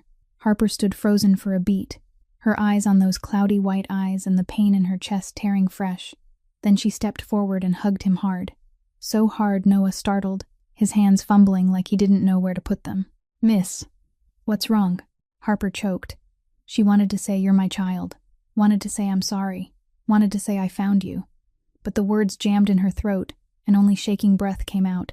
Gideon stood in the doorway watching, his eyes dark as night, but there was a painful thread of light inside that darkness, as if he had realized he'd been looking at the world wrong for too long. He turned away, pulled out his phone, and made a short call. "Bring Darlene here," he said, not loud, but leaving no room for refusal. Not long after, Darlene appeared in the living room, still in a beautiful coat, still with her hair smooth, but her eyes already wary like someone who could smell danger. Harper came down holding the pages, and Gideon stood beside her like a wall. "Mom," Harper said, her voice rough. "Noah is my son." Darlene blinked too fast. Then the fake smile appeared. "Harper, what are you talking about? You're exhausted." Harper placed the pages on the table and slid them toward her. "Read it." Darlene didn't touch them right away. Her hand trembled for the smallest instant, then clenched as if she meant to crush the trembling itself. "These things can be wrong," she said, her voice a little too high. "Tests can be mistaken." Gideon looked at her, icy. "They're not mistaken," he said. "And someone called the lab. What a coincidence." Darlene went rigid, her eyes darting to Harper as if begging, then shifted into anger. "Are you two accusing your own mother? What could I even do? I only wanted to protect you." Harper stepped forward one pace, tears sliding but her voice hard as steel. "Were you protecting me, or were you protecting your secret?" Darlene opened her mouth to speak, but the words snagged, and that snag told Harper she was right. Darlene backed up half a step, her hand drifting to the necklace at her throat like she needed something to hold. "You don't understand," she whispered, but her expression had cracked. Harper looked at her mother and saw everything in that look: fear, calculation, and something more brutal. The willingness to trade other people away to keep the surface perfect. Darlene didn't confess, but she couldn't pretend anymore, because her hands were shaking, and this time Harper didn't allow her to use a smile to cover it. Harper drew a deep breath, her voice becoming a sentence laid down over her own life. "You took my child from me. Now you're going to tell the truth." The air in the house thickened after Harper's sentence, as if the walls themselves had absorbed a secret too large, and were now giving it back as silence. Darlene stood in the middle of the living room with a face still trying to hold on to calm, but her eyes had nowhere left to hide. And Gideon was so cold that everything around him seemed to drop in temperature. He didn't shout. He didn't slam a fist on the table. He only stood there like a verdict waiting for its seal. Harper stared at her mother, waiting for a confession, an apology, at least one honest sentence. But Darlene didn't give her that. She shook her head, her voice lifting slightly like a person clinging to denial just to breathe. "Harper, you're reading into things. I didn't do anything. I was only worried about you." Gideon cut in, clipped. "You called the lab." Darlene snapped toward him, lips pressed tight, then forced out a strained smile. "I called to ask about procedure. I'm her mother." Harper took another step forward, tears still falling, but her voice no longer shaking the way it had before. "You're my mother, but you let me sign papers while I was drugged and dazed. You kept the box. You told me the baby didn't make it. How did you protect me, Mom?" Darlene opened her mouth, then closed it again, like a sentence was stuck in her throat. A sentence she couldn't say, because she knew the moment she did, everything would fall. Gideon looked at her, and the look in his eyes wasn't the look of a son-in-law anymore. It was the look of a man who had marked a target. "If you don't talk, I'll make someone else talk," he said, his voice low, calm in a way that was terrifying. Harper turned to Gideon as if pleading with him not to turn this into a storm that would scare Noah. But Gideon couldn't soften, because in his mind this wasn't about reconciliation, it was about protection at any cost. And right then, a very small sound came from the stairs, bare feet touching wood lightly like a shadow, and none of them noticed at first because pain and fury had pulled them into the same tight space. But Noah was there, standing on a step tucked behind the railing, close enough to hear, far enough that no one saw him. He had heard words like needles in his ears, biological son, lies, mother, signed papers, taken away, and even though he didn't understand everything, he understood the most frightening thing in the way a child who always blames himself understands it, that his presence had cracked this house open. He stood still with both hands clenched together, his chest tightening like someone's fist had closed around it, and then he turned silently away, walking step by slow step down the second-floor hall, not daring to make a sound, as if they heard him they would look at him with the same disgust he knew from the street. In his room, Noah sat on the edge of the bed, the white blanket whispering as it shifted.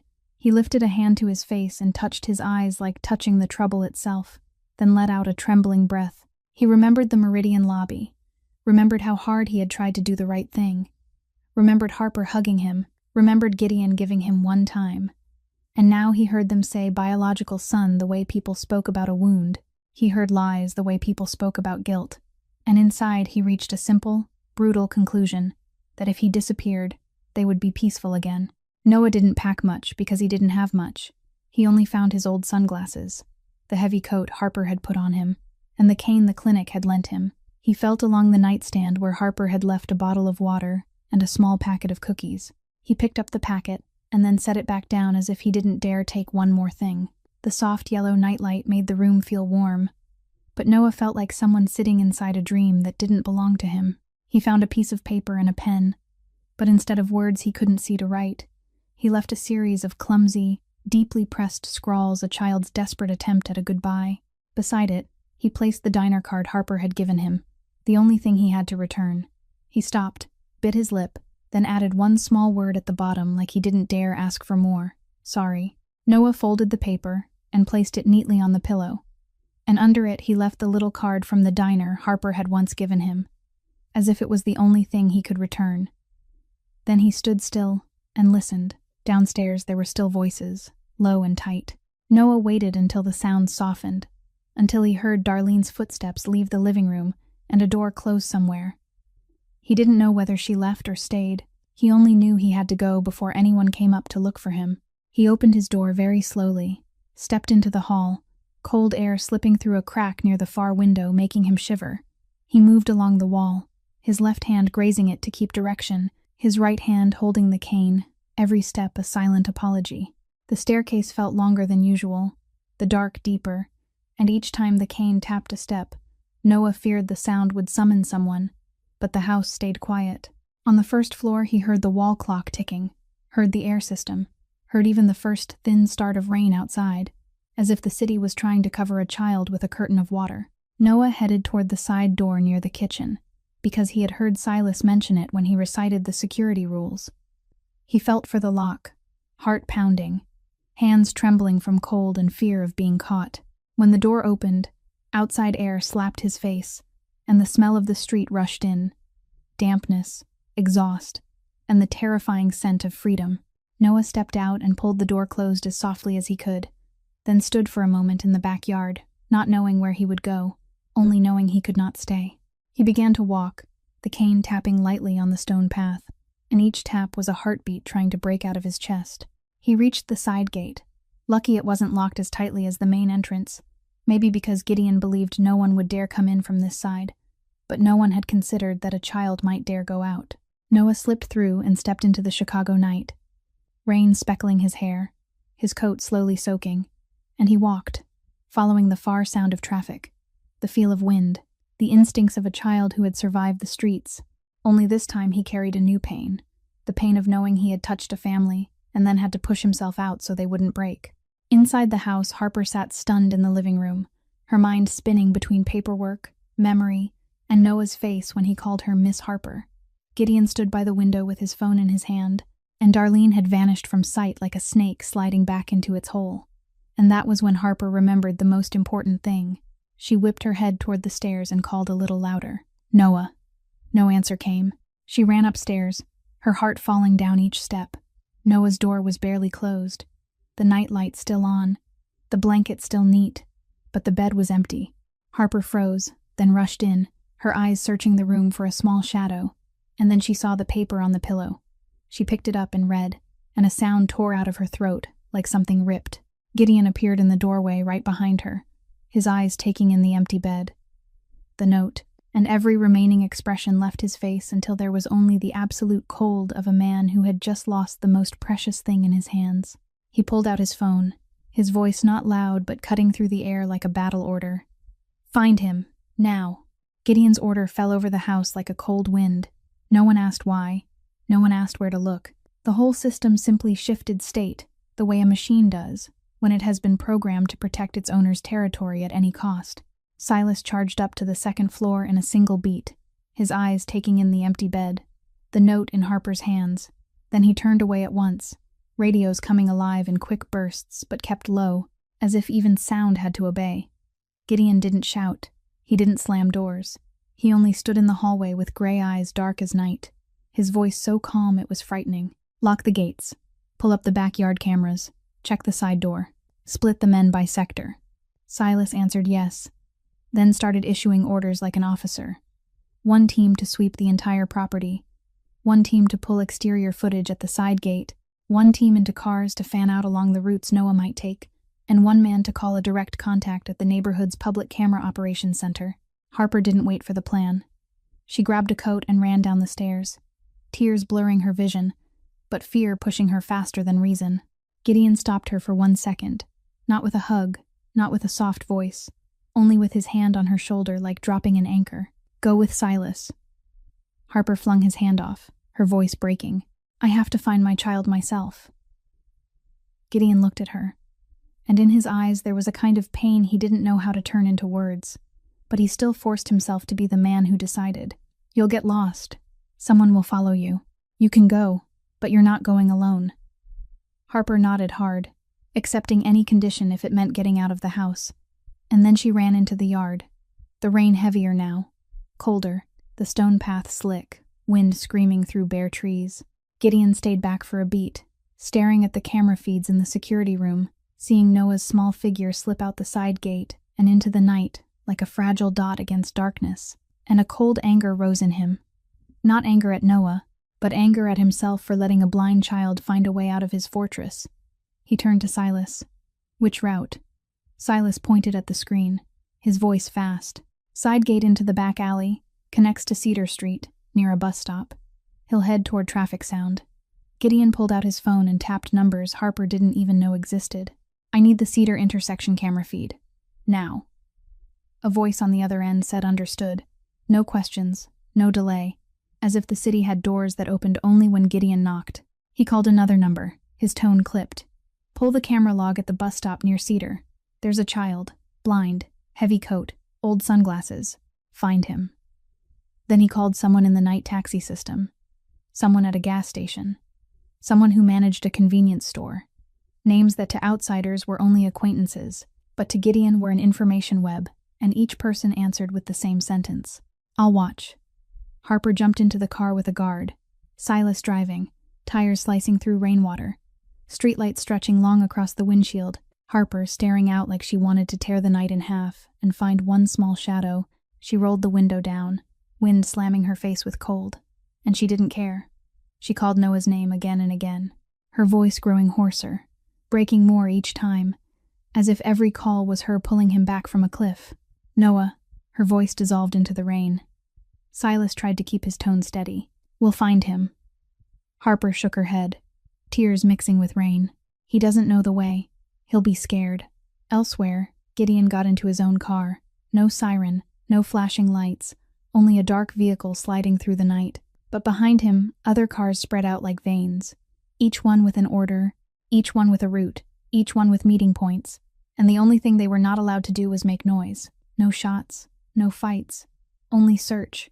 Search like they were looking for a piece of their own body cut away. A message came in from the public camera contact with a timestamp and coordinates.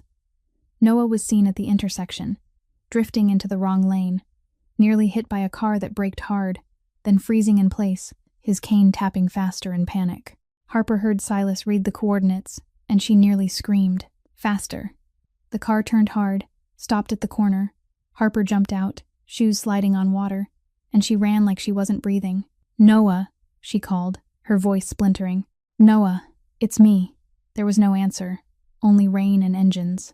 Harper spun, scanning every figure, every awning, every bus shelter, and then she saw a small body folded under the overhang of a closed shop, back against cold brick, both arms wrapped around the old sunglasses like they were the only thing still his. Noah was shaking, not only from cold, but from fear, from being surrounded by strange sounds, from having gone too far to still hear the warmth of the house. Harper threw herself toward him and dropped to her knees in front of him, not caring about clothes or mud. She held him tight, pressed her face into his wet hair, her breath breaking like a woman who had just been given her heart back. Noah startled, then recognized Harper's scent, and he shook harder, his hands clutching her coat like he was grabbing a lifeline. "Miss Harper," he whispered, his voice tiny. Harper squeezed tighter, speaking in broken fragments. I'm here. You're okay. Don't be scared." Noah lifted his face, his cloudy eyes turned toward her, lips trembling, and the question slipped out, simple as a cut. "Do you hate me?" Harper choked. hot tears spilling in the cold air, and she shook her head so hard rainwater flew from her hair onto Noah's cheeks. No. No one hates you. No one is allowed to hate you. Noah swallowed like he didn't dare believe it. I broke your house. Harper cupped his face in both hands, her fingers trembling, her voice hard and aching at once. My house didn't break because of you. It broke because of lies. You only made the truth show itself. Noah's breathing hitched, and then he began to cry without sound, like a bell with a crack in it. And Harper held him and shielded him from the wind with her own body. Footsteps came closer, heavy and sure.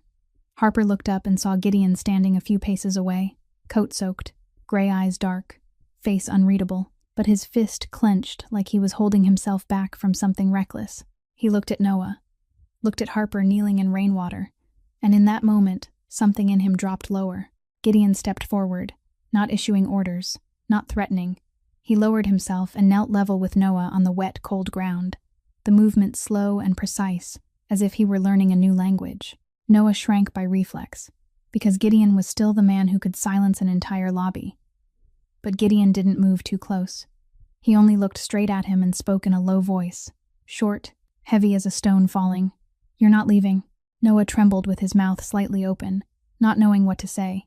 And Harper sobbed, because for the first time, she heard Gideon speak a sentence not to control, but to keep. And in the rain, under streetlights blurred by water, that sentence turned a child running away from a family into a child being called home.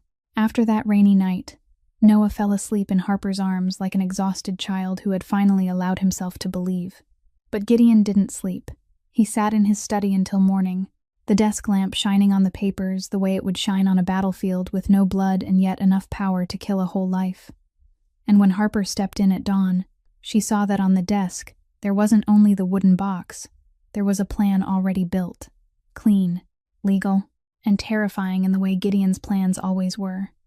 I won't let this become a story people tell, he said, his voice low. I'm going to turn it into evidence. Harper looked at him and understood this wasn't impulsive revenge. It was Gideon protecting his family with the weapon he knew best, control of information.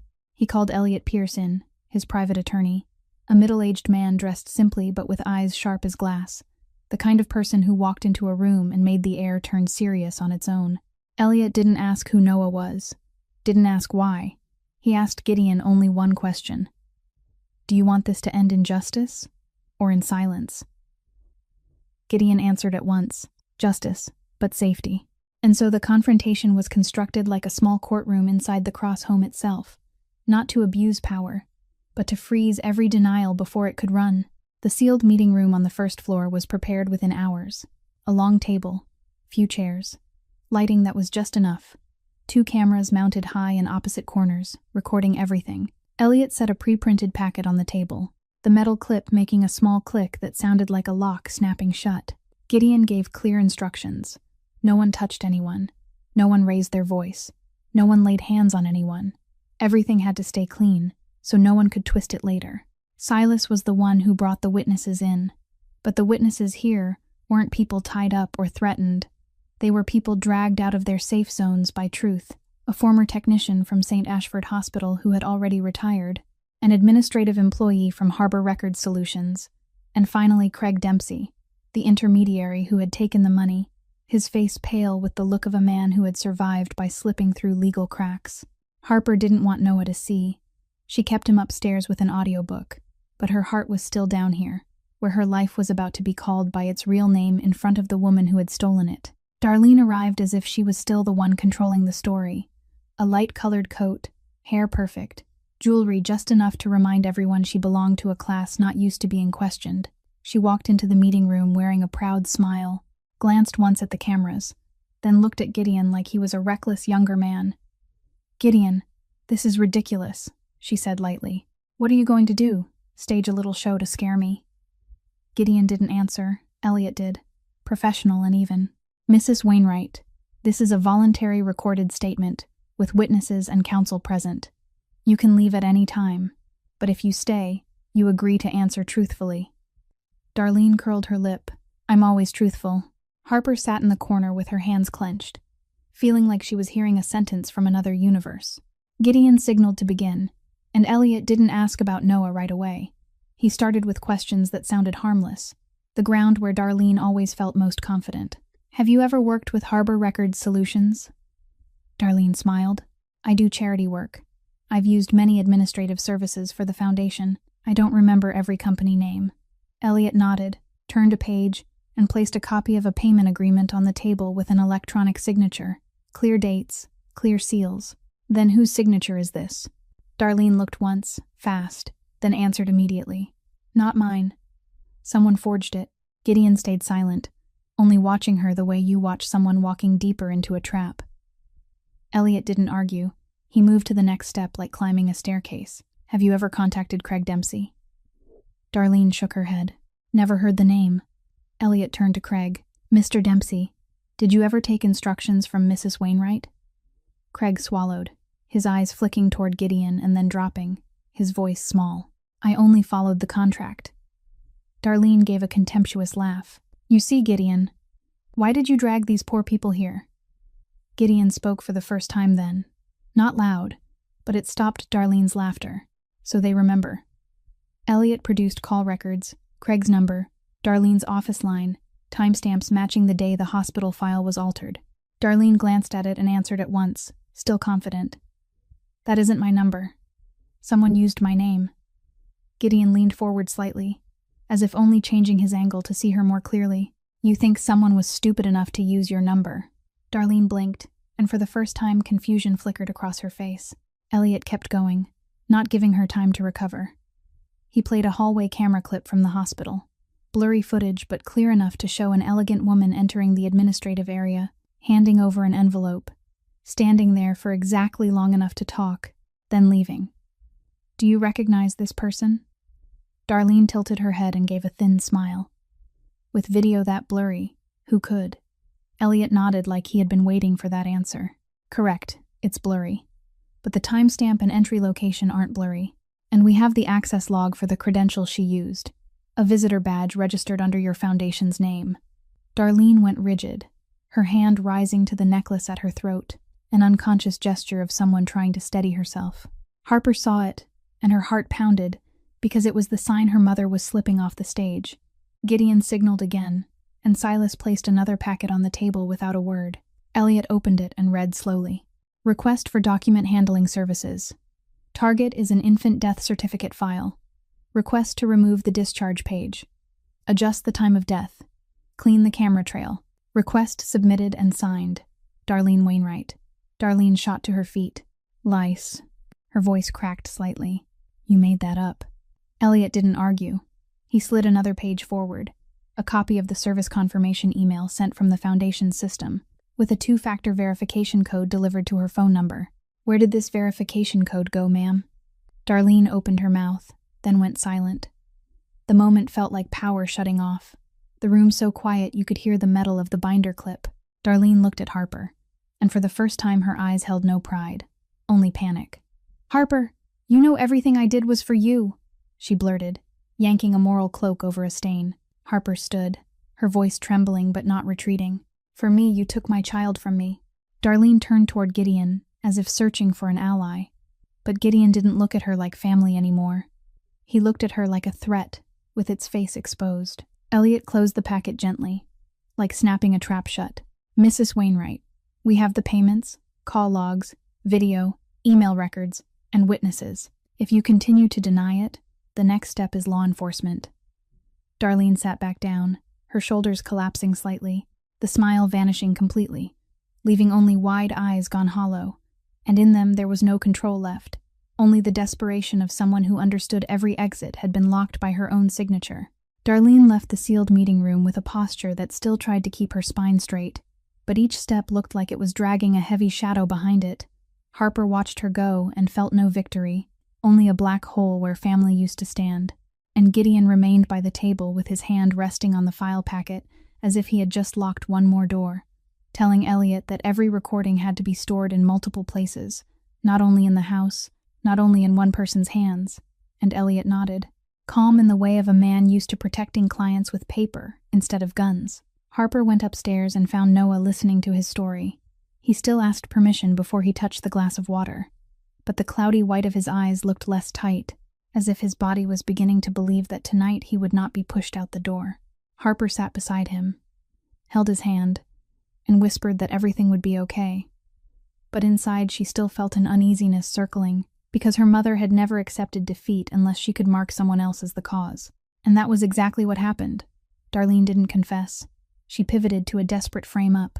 While Noah was in the shower, she slipped Gideon's gold watch under the boy's pillow, waiting for the moment to find it and brand him a thief. Silas reported it at once, his voice tight. No sign of a break-in, only someone inside the house. Gideon looked at the watch, then at Darlene, a cold smile touching his lips. He knew his son, and he knew a viper's trap when he saw one. Harper felt her face drain. Noah was in the living room. He couldn't hear the exchange clearly, but he felt the shift in the air. He sat perfectly still with his hands gripping his shirt like someone afraid of being named. Gideon didn't look at Noah right away. He turned to Silas. "Pull the cameras." Silas answered. "The dressing room camera has a blind spot because of the mirrors, but the hallway camera does."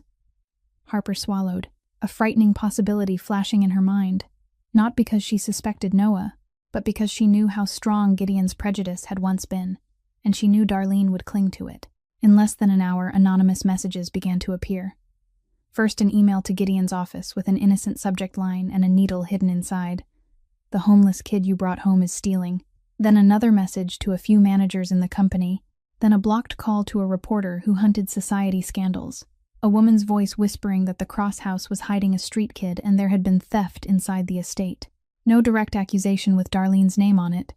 Only a story wrapped clean, like a kind warning from someone who cared about their reputation. Harper caught a portion of a message that had been forwarded to her by mistake, and her stomach tightened, because she could hear her mother's voice in the style, the way she planted an idea and stepped back so other people would draw the conclusion. "Gideon won't want trouble. Kick him out and everything will calm down." Harper lifted her eyes to Noah, and saw the boy trying to listen with his ears, trying to guess from the adult's silence. His lips pressed tight, as if he was afraid that if he asked, he would be hated.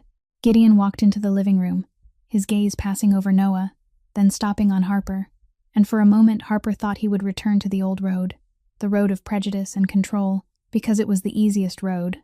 Blame the child, put him out of the house, lock the door, and call it protection. Harper couldn't speak in time. Her throat squeezed shut, but she looked straight at Gideon, a look that was pleading and defiant at once, as if saying that if you do that, you'll lose me and the child forever. Gideon met her eyes, and instead of issuing an order, he only said one short sentence to Silas. "Bring me the camera." Silas brought the tablet and opened the hallway footage outside the dressing room. The image came up clear with a timestamp, and there, a figure appeared in the night, smaller than it should have been, moving quietly, hood up, coming from the direction of the living room staircase into the dressing room area, pausing for exactly one beat, opening the door, then leaving. Harper looked at that shadow, and her heart seemed to drop, because the shape was familiar, not Noah, but a woman used to expensive shoes, who that night was trying to step softly, and when the figure turned slightly, the hallway light caught something glinting at the wrist, a thin gold bracelet Harper had seen on her mother for her whole life. Harper lifted a hand to her mouth, eyes burning. Noah heard her small sob and panicked, turning his face toward her. "Miss Harper, are you hurt?" Harper shook her head, but tears fell anyway. Gideon didn't look at Noah for long. He watched the video again, then turned to Silas, his voice still even. "Extract it, save it, send it to Elliot." Harper trembled, but inside that trembling there was a thread of relief, because Gideon had not chosen what was easy, he had chosen what was right, and that was what hurt her most, and moved her most. Because she knew that to choose what was right, Gideon had to admit that he had once been wrong to see Noah as a threat. Gideon walked to Noah. He didn't kneel. He only stood there, but his voice was lower, not sharp the way it usually was. "You didn't take anything." Noah flinched and shook his head fast, his hand tightening around his old sunglasses. I didn't dare." Gideon nodded once as if stamping it. "I know." Those two words fell like a warm blanket over Noah's fear, and Harper saw the boy's shoulders drop a little, like the first time he had been believed without having to prove it. The bait Darlene had tossed, the trap that assumed Gideon would trust his prejudice, had been snapped apart by the one thing Darlene could not stand: evidence. Harper turned her face away, tears running. Not because she was weak, but because she had just watched Gideon truly change. He no longer needed being right in order to win like a boss. He needed being right in order to protect like a father. Somewhere else in the house, Darlene stood in a side sitting room with her phone in her hand, waiting for news that the scandal had spread, waiting for Gideon to choose the easy road. But when Silas walked in and set a printed frame grab from the hallway camera in front of her, with the timestamp clear as day, it was like a slap. She stared at the image, stared at the glint at her own wrist, then looked up, her eyes shifting from anger to fear. Silas didn't threaten her. He only said one cold sentence. "You're out of road." Darlene swallowed, her lips trembling, and in that moment she understood that every escape route was truly locked, not by violence, but by truth on record, the one thing she could not buy, could not erase clean the way she had done years ago. Darlene came to in a private hospital room that felt bright and cold, white curtains half drawn, the monitor beeping in a steady rhythm like a reminder that a body can be saved faster than the truth. Harper walked in with Gideon and Elliot Pierce.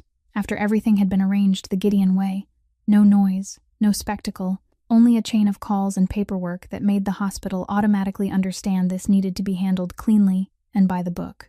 Harper looked at her mother on the bed, her face sallow, lips dry, panic still clinging in her eyes. And inside Harper, two currents ran against each other. One was the memory of a girl who once clung to her mother to survive. The other was the pain of a mother who had just found her child after years of being robbed. Elliot set a small recorder on the table beside the bed, the red light coming on. Then he looked at Darlene with a lawyer's emotionless voice. "Mrs. Wainwright, we have video and audio from the Cross House. We have payment evidence, call logs, verification emails, and witnesses. You can keep denying it, and we'll forward everything to law enforcement today.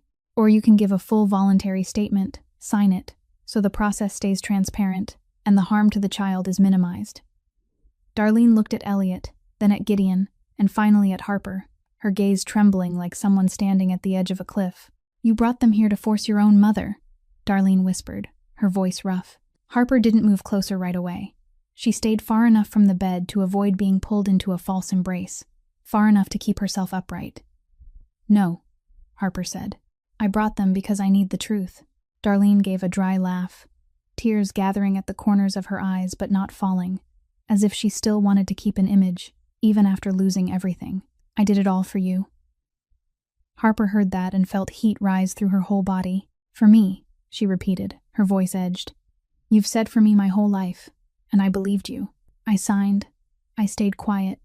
I endured, because I thought that was how I earned love." Darlene turned her face away, her lips trembling. "You don't understand.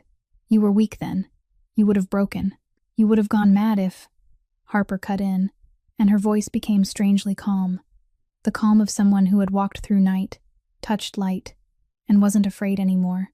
"If you'd told the truth that my baby was still alive." Darlene snapped her head back, eyes wide. Gideon stood at the foot of the bed, not inserting himself, only watching. But Harper could feel him holding the room so it didn't turn violent. Gideon didn't need violence. He needed paperwork. Elliot spoke slowly, as if laying the final brick into a wall. "You just confirmed the child was alive." Darlene panicked and shook her head. "No, I didn't say." Gideon said one short sentence, cold but not shouted. "You said it in the kitchen." Darlene closed her eyes, as if that sentence shoved her past every layer of argument. Elliot pressed a button and played the excerpted audio from the kitchen camera, Darlene's own rasping voice in the middle of panic, mentioning the death certificate, mentioning paying to redo it, mentioning the hospital asking for papers. And when the audio stopped, the room went so quiet they could hear the light patter of rain against the window. Darlene opened her eyes, and this time there was no pride left in them, only the exhaustion of someone who had been running too long. Harper stepped closer, but she didn't touch her. She looked straight at her mother and said the sentence she had carried in her chest since the moment she opened the wooden box. "You didn't kill my child." Her voice shook, but she didn't cry. "You killed the truth." Darlene broke into real sobs, her shoulders shaking, her breath tearing. And inside those sobs there was regret and self-pity both, but Harper didn't get pulled in anymore. "I lived with a fake death," Harper went on, each word like a nail. "I buried myself every day because I thought I'd lost my baby. I didn't know where Noah was. I didn't know I might have found him sooner. I don't know what I missed." Darlene choked out. I was afraid you'd leave me. I was afraid Gideon wouldn't marry you if you had a stain. I was afraid you'd be drowned. I only wanted you to have a clean life. Harper gave a bitter smile, and at last tears fell, hot and painful. You called me a stain when I got pregnant. You called me a mistake. You called me weak. Then you took my child so I could be clean. Darlene looked at Harper, her eyes reddening like someone being stripped bare. You don't understand how cruel this world is. Harper looked back, her voice smaller now but not soft. I do understand, and that's why I won't do what you did. Elliot placed the written statement on the table with a pen ready, his voice professional but not cruel. Mrs. Wainwright, you can detail everything. Hiring the service, contacting Craig Dempsey, directing the record alteration, removing the discharge page, creating a false death certificate, and hiding it all for years. Sign here. This is the only choice left that can preserve even a small piece of dignity before the law. Darlene stared at the paper, her hand shaking. Then she flicked her eyes toward Gideon, fear flooding her face. What will you do to me? Gideon answered without decoration. I'll do it by the book. Darlene looked like she couldn't believe it. You could make me disappear. Gideon met her eyes, his voice low and steady. I could, but I won't. Because Noah won't grow up under the shadow of another crime. That sentence tightened Harper's throat, because it proved Gideon was choosing the road she had begged for. The right road, not the fast one soaked in darkness. Darlene bowed her head, tears spilling into the pillow. Then she took the pen and signed, the signature trembling but still hers, and every stroke felt like another false layer being peeled away. Elliot took the statement, asked her to read it back, confirm it, then recorded an additional spoken confession, Darlene speaking through sobs, recounting the calls, the envelope, the hired cleanup, the story that the baby didn't make it, the wooden box kept like a lock. Harper listened with her hands shaking hard, not from weakness, but because the blood inside her was changing direction, from victim to someone who chose to stand. When it was finished, Elliot put the recorder away and gave Gideon a slight nod. Gideon didn't say anything else. He only looked at Harper as if asking what else she needed from her mother. Harper looked at Darlene one last time and saw her mother reduced on that hospital bed, no longer the towering figure steering her life, only a human being who had destroyed herself with fear of losing control. Harper let out a long breath, then turned and walked to the door. Her hands were still shaking, but her eyes were bright in the way of someone who had finally cut an invisible cord from her own wrists. She opened the door and didn't look back, and in that moment, Harper knew her mother would never control her again with the words "for you," because now Harper had the truth, and the truth didn't belong to Darlene. It belonged to Noah, it belonged to Gideon, and it belonged to Harper herself. The days after Darlene's confession passed like a receding tide, leaving the shoreline raw and aching, but cleaner. Harper didn't jump anymore when her phone buzzed. She didn't hold her breath every time an unfamiliar car paused at the gate, because now everything had a name and a file. Elliot had submitted what needed to be submitted. The recordings had been stored in more than one place, and Gideon added another layer of security not to hide, but to keep Noah quiet and safe before the operating room. Noah still didn't understand words like affidavit or witness, but he could feel the house had changed its rhythm. The adults spoke less to each other and looked at him more, and what scared him most wasn't the surgery. It was the sense that he was standing on a fragile bridge between two lives, and if he stepped wrong, everything would fall. On the morning before the surgery, Harper helped Noah into a soft sweater and a thick coat. She bent to fasten each button, as if she were fastening back together the parts of a life that had come undone. Noah sat still with his hands on his knees, now and then touching the old sunglasses as if to make sure they were still there. And Gideon stood outside the door, not stepping in so he wouldn't tighten Noah's nerves, but his footsteps in the second-floor hallway stayed steady. Still the sound of a man guarding a threshold, only this time, he was guarding something fragile called hope. On the way to the hospital, Noah didn't say much.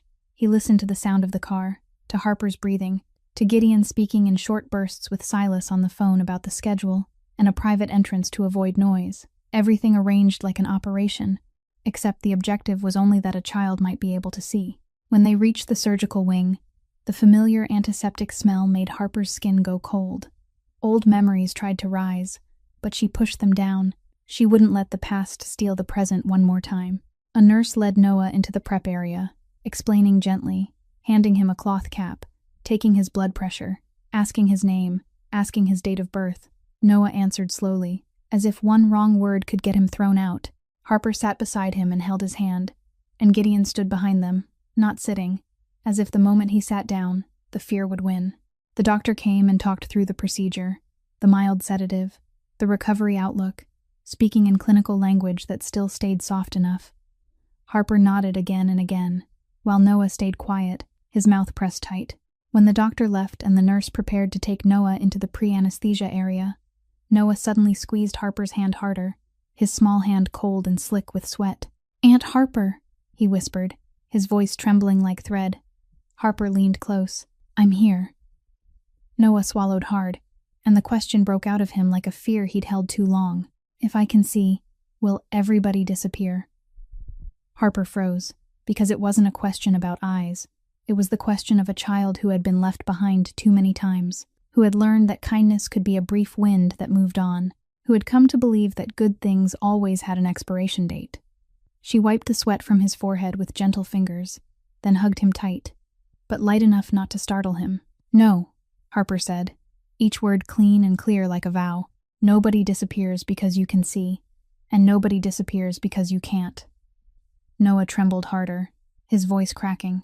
"But before I made your house break." Harper shook her head, eyes wet. "You didn't break it. You only made the truth show itself. And the truth isn't your fault." Noah closed his eyes, like someone afraid hope might be too big, and Harper knew he needed a promise short enough to carry into sleep. Not long, not ornate, only strong enough to stand against the dark. She touched her forehead lightly to his and whispered, "Whether you see or you don't, you still belong. You belong with me. You belong at home." Noah let out a shaking breath, like someone finally setting down a stone in his chest. He nodded so small it was almost nothing, and for the first time in those eyes, there was a thread of quiet, not because he understood everything, but because he heard a certainty his life had rarely been given. The nurse stepped in and said it was time. Harper stood, still holding Noah's hand, and Gideon waited at the sterile boundary, where he wasn't allowed to go farther. Noah turned his face toward the sound of Gideon's shoes, as if he could sense him there. And even though he was scared, he asked very softly, "Uncle Gideon, are you here?" Gideon paused, because that question hit the place he always avoided, the place where he had to admit he wasn't only the man guarding the door, he was a man who could lose something. He stepped up to the line but didn't cross it, bending closer so his voice wouldn't carry. "I'm here," he said. Then, as if each word had to pass through a wall inside his chest, he added one more sentence. Not long, but nothing like the Gideon of the early days. "I'm not leaving." Harper looked at Gideon, and for the first time she saw his fear plainly. Not fear of enemies, not fear of the law, but fear of losing the family that had only just begun to form, fear of a door that would close and reopen with bad news. Gideon straightened, but his fist clenched until his knuckles blanched, his eyes never leaving Noah as the nurse began to wheel the small bed inward. Harper followed a few more steps until she had to stop. She kissed Noah's forehead, fighting not to let a tear fall onto his skin, then stepped back when the nurse reminded her. Noah lifted his hand into the air, searching as if for Harper one last time.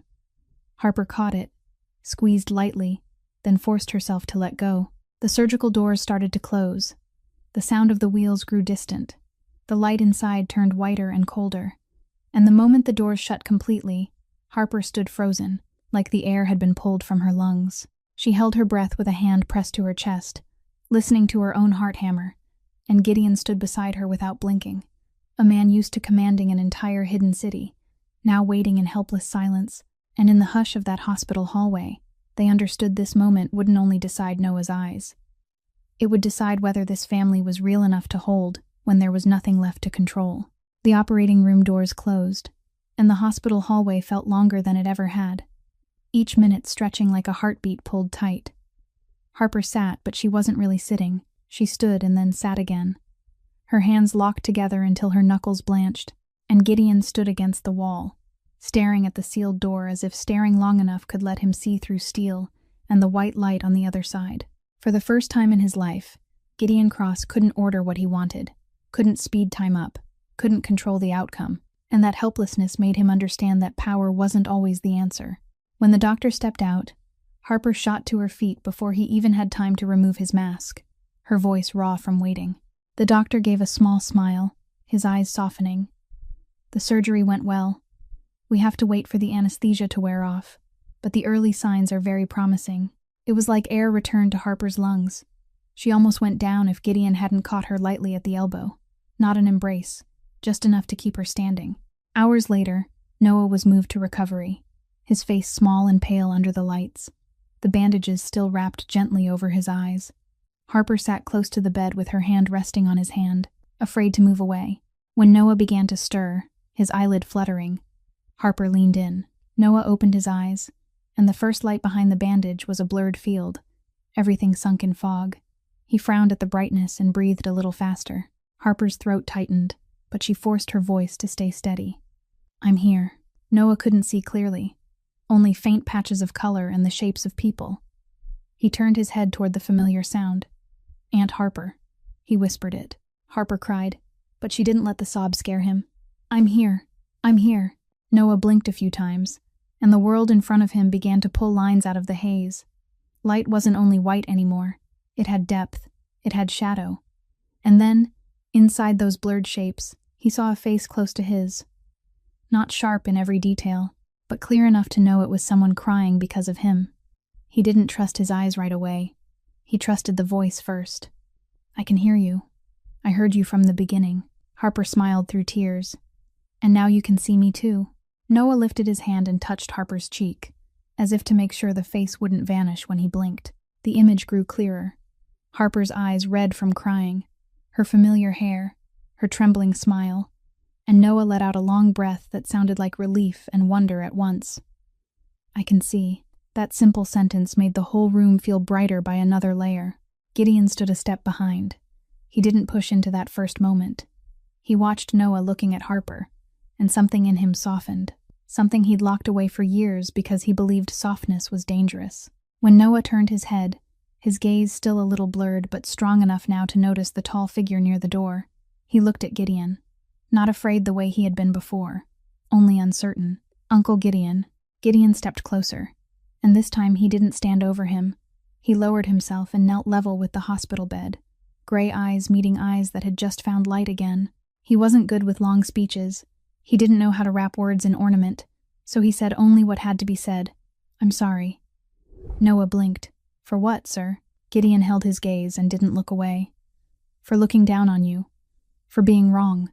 That was all. No excuses. No blame laid on circumstance." But inside that short apology was the change of a man who had once seen the world through the lens of a hunter. Noah stayed quiet for a few seconds, then nodded very slightly, as if forgiveness was more natural to him than anger.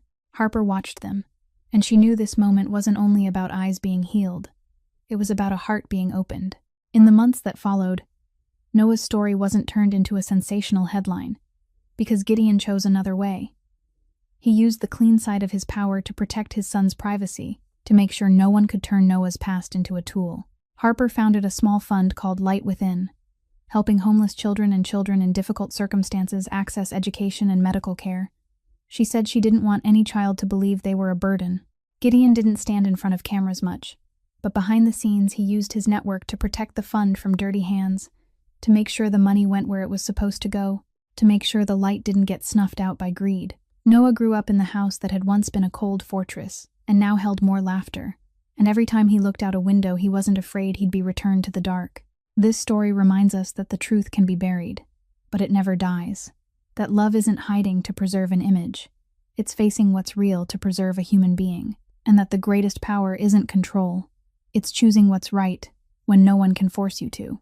If this story touched your heart, please subscribe to our channel, hit like, and share so more people can listen to human stories every day. What do you think about Harper's journey, Gideon's, and Noah's? Have you ever had to choose between silence and truth in your own life? Leave a comment so we can hear what's deep in your heart. Thank you for staying with us to the very end. Goodbye and see you in the next video. We wish everyone watching good health and a joyful life with peace each day. Goodbye and see you again.